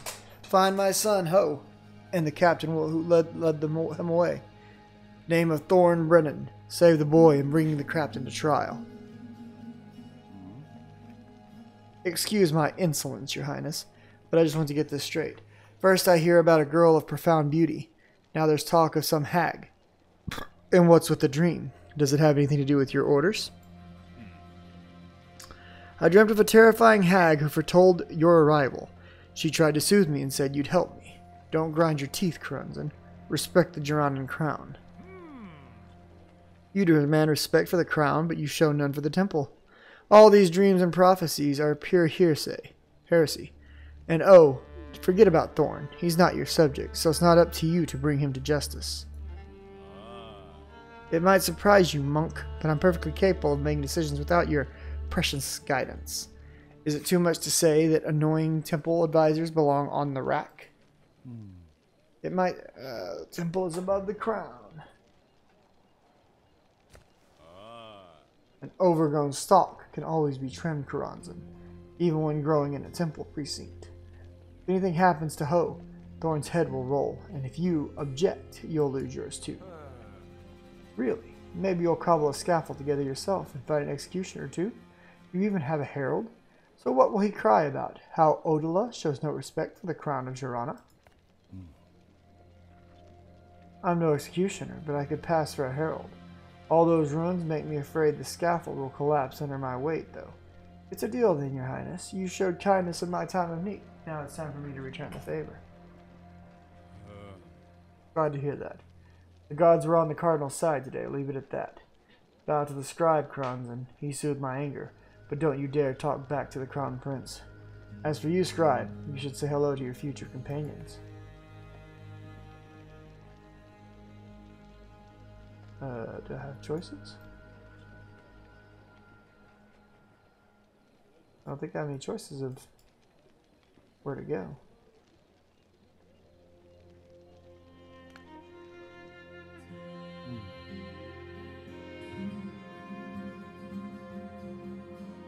Out of the blue, I entered the royal service and found myself some good travel companions. Must you always escort me, Ache? Laugh all you want. I'm keeping my eye on you. I'm quite capable of handling a dozen gals all by myself, but taking down the town hall is another matter. And don't you dare hex me or I'll beat the living daylights out of you. I'm no sorcerer, Ake. The town hall was already falling apart. I just sneezed a little too hard, but thanks for the warning. You sneezed so hard that the cardinal himself waited through the rubble to get you out? That's some achievement right there. Chance rules the world, Ake. That and strong fellows like yourself, if you are lucky. Jolly good. It's time to go. We will get to know each other on the way. Don't get spooked if anything else crumbles like the town hall. Wait a moment, book lover. His Highness told me to give you a jug of temple balm. Doesn't want you to be ill, I guess. He's also granted you travel documents with his personal seal. Here you go. It'll make the journey easier. How curious. The prince showers us with gifts for a job that he's even half done. Well, if that's all that you have to say, let's head out immediately. Let's talk privately for a moment. There's a long road ahead and I need to tell you something. They say the cardinal blessed you, so you're not just some filthy sorcerer, right? So you won't make fun of me. Tall as you are, you're forced to look up at the giant. You wait for him to say something.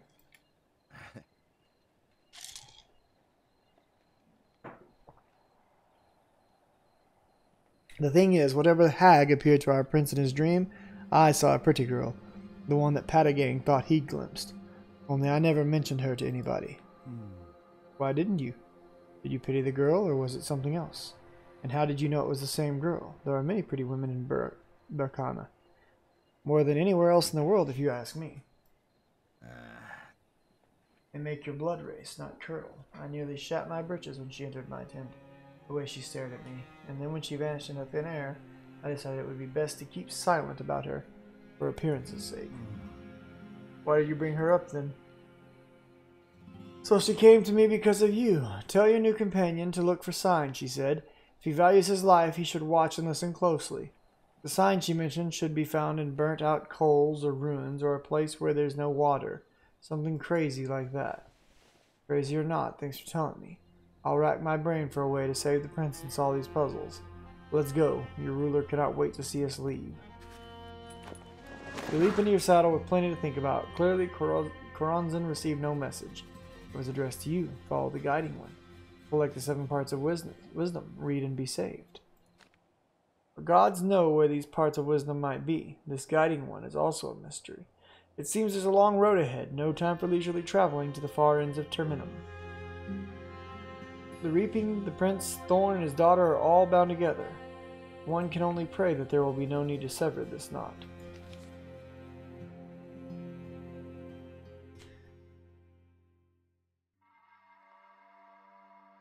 Alright, well, I know that there's a dry river back here, there's coals right here, so we're going to definitely be going this way again.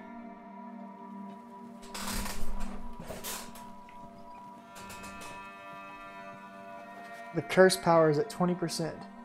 Ake shields his eyes from the sun and points at a tall structure. There's the Albius Watchtower. My comrades found 2 bodies there, the toll collectors and the sergeants. We don't know who murdered them, but we should keep our eyes peeled. We didn't leave any guards at the tower, so there's no one to help us. You look at the tower and notice a rider silhouetted against it. By his stature, he's an Ince. This is their time, after all. Looks like the abominations are keeping watch now. You say with a smirk, according to ancient manuscripts, masked warriors always appear during the reaping. The giant reaches for his weapon. An abomination, you say? That's no good. I'll show the bastard. And you, book lover, stay by the tower. And don't stick your neck out. While the Ince tries to escape, you ride slowly toward the tower. As soon as you dismount near the gate, you notice a small band of Inces skirting the tower from the other side. Unlike the scout, they're horseless. They must have sent him out and then left when they didn't return. They haven't noticed you yet. Let's kill the Inces. You don't like the idea of smoking the Inces out of the tower, and you don't want to risk having to replace your horses. Once Inces get farther away from the tower, you slink after them. The abominations don't notice you until they reach the edge of the wood. When they do, they turn around and attack you in silence.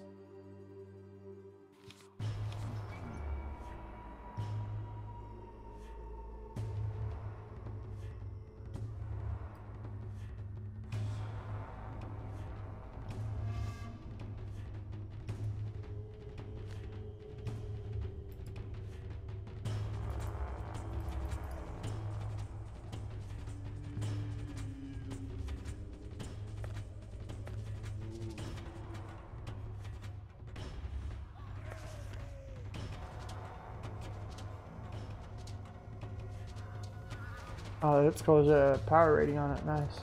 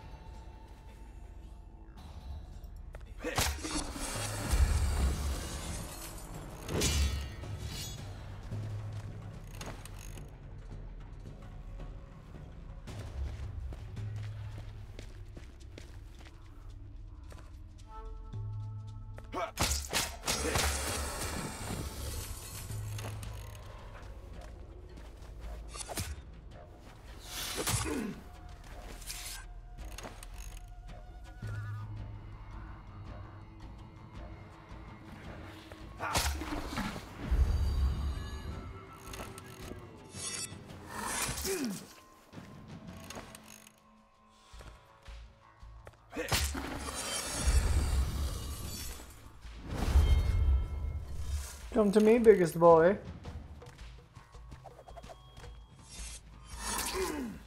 Woo, he hit hard. He hit hard as fuck. But I hit harder.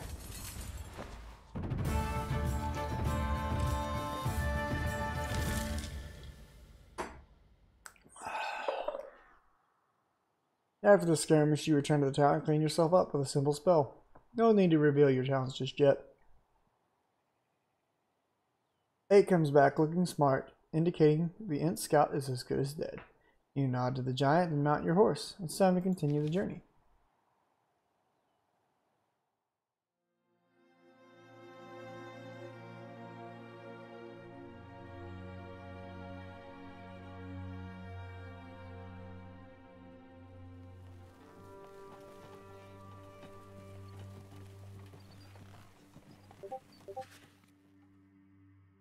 Ba-doop, ba-doop.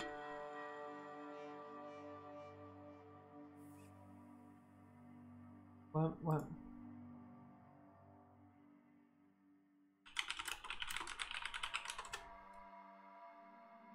Here, Jade. On the road, taking a rest. Damn. All right. Yeah, I'm here, but I'm in the middle of streaming. Oh, I got you. No problem. I hit you up in a little while, dude.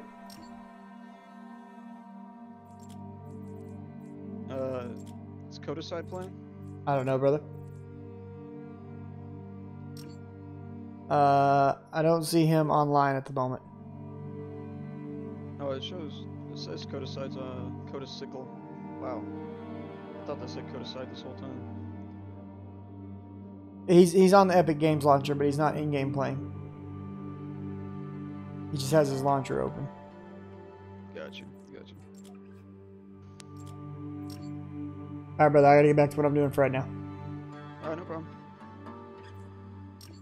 Fuck do I use? Alright. On the road or taking a rest, you can't shake the words in the town hall from your mind. Follow the guiding one. Collect the 7 parts of wisdom. Read them and be saved. You sit by the fire pondering the words' true meaning. Are they meant to guide or ensnare?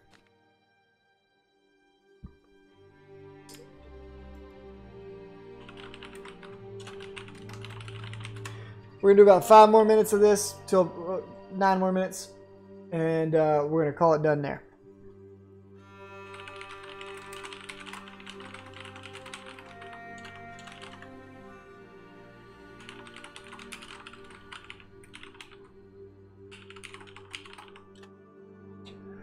Why would someone curse you and then make you piece together a spell to break the curse? What's the point? What could it possibly mean? The world is changing. People are rising up against the Reapers. An eerie bewitchment, an unknown sorcerer, and the darkness keeps creeping. You close your eyes, trying to remember everything you know about previous reapings. Nothing makes any sense. It's as though different scent is in the air. As though different. I think there's a typo there. It's as though a different scent is in the air. Something mysterious is coming. There's also the hand. Hey, Scribe, you asleep or something? No, I've been thinking about Thornbrennan and our mission.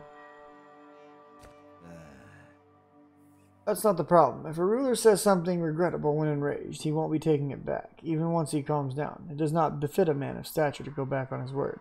Besides, Thorn's made quite a blunder in Albius. So many guards dead. Is Thorn really that good? Captain Brennan is the legend of Odala. Who hasn't heard of Mad Thorn? Maybe the best swordsman in all of Burkana, a hero of the Gebanon War, a hero of the Northern Expedition and the Battle of the Southern Isles. Though he's grown much older since his last escapade, battle experience is not easily forgotten. I don't think he'll be fighting back, sword or not. That's if Prince Ho is still alive, of course. I hope that's the case. His father-in-law is Count Stackett Victi. Thorn's servant was out in his wagon when I saw him by the gate. He ventured to Opacum to visit the Count. The Count's a military governor now. So we're likely to meet Thorn in Opacum if we can't find him sooner. His father-in-law is Count. Yeah. Well, we still got to catch up to Thorn. You're right about that. The road's dangerous. I saw some footprints near the spring. A couple dozen cavalry went by there just 2 days ago. The boots are different from are definitely not from Burkana. They've got a strange heel print. I've seen it too. Those are the footprints of the Inces.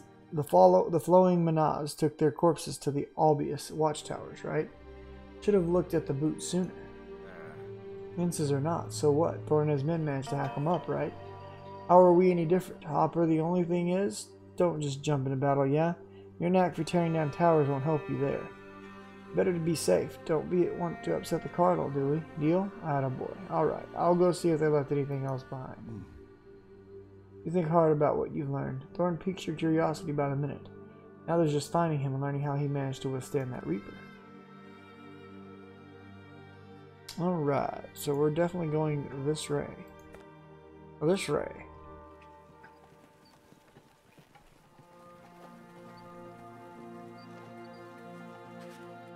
Leaving the lifeless Denford village behind, you approach the Menhir and Albius. The road and bridge are stained with blood, but the bodies have been taken away. On the other side of the bridge, near the Menhir, are some fresh graves and a regiment of guards. One of the guards apologizes. Recognizes Ake and waves. Ake, is it really you? Going to Ursus, huh? Is it a special assignment, or are you just heading home? Ake leaps from his horse. Where I'm going shouldn't concern you, friend. Let's just say I'm escorting someone important. A scribe and mage licensed by the temple. The guard pushes back his helmet. Listen, could his importance maybe help us out? We have orders to bury the villagers' remains and to remove the abominable sign from the Menhir. We've done the first, but the second, it doesn't come off. Obviously, you shouldn't touch it with bare hands, but we've already tried everything. You give Ake a nod and dismount, glancing at the graves. You approach the Menhir. One grave is slightly older and smaller. The other looks fresh. The stink of decay hits you like a hammer. The Reaper's sign on the Menhir seems to glow from within. The guard trails behind you. This is where we buried the villagers, parts of them, I should say. I've never seen anything like it. It's like they were hit by a rain of steel. We found the watchman assigned to this post in the other grave. The grave was here already when we arrived, and we had to exhume them to find out. The fellows lying there have barely been wounded, but their blood has been drained, I think. Thorn Brennan buried them. Nobody else from Albius traveled that way. He couldn't have killed them, could he? Because he went to the trouble for burying. You shake your head. I haven't met this Thorn, but it's the Inces who drain the blood from corpses. Some people call them abominations. Didn't you find their bodies? I guess not. They'd be hard to miss. Thorn must have run into them on the bridge. There's blood, but no bodies. He's probably tossed them into the Manaz. Oops. The guard throws up his arm. So what do we do? Prince Trieg won't have this.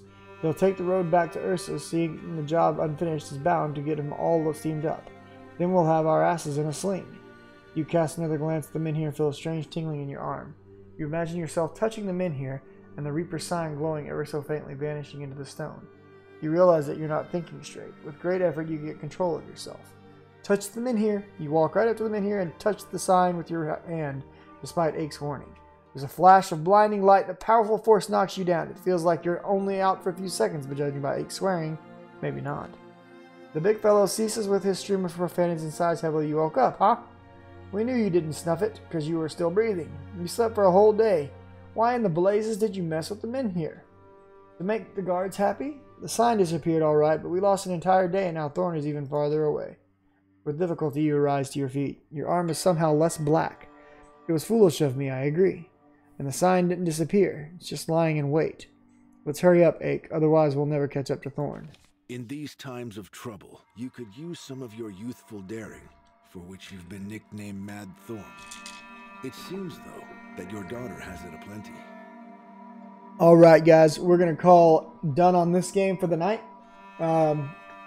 I am going to switch over and play some Fortnite for the rest of the evening. So, should be saved. The game should be saved right here. This usually means the game is being saved. This little icon down here. I'm going to hit this. The reaping is now at a level of 3. We're on day 5. We're going to quit. Pretty cool game. I'm really enjoying it. That being said, thanks very much to RM Dust, the developer, and Whisper Games, the publisher, for hooking me up with a key to test the game. We will play some more of this probably tomorrow, but had a lot of fun with it, and yeah, it's a good game. I'm enjoying it. I am going to switch over now to Fortnite, so I'm going to stop the stream and restart it here in just a few minutes. That way I can split this video off since it was spotlighting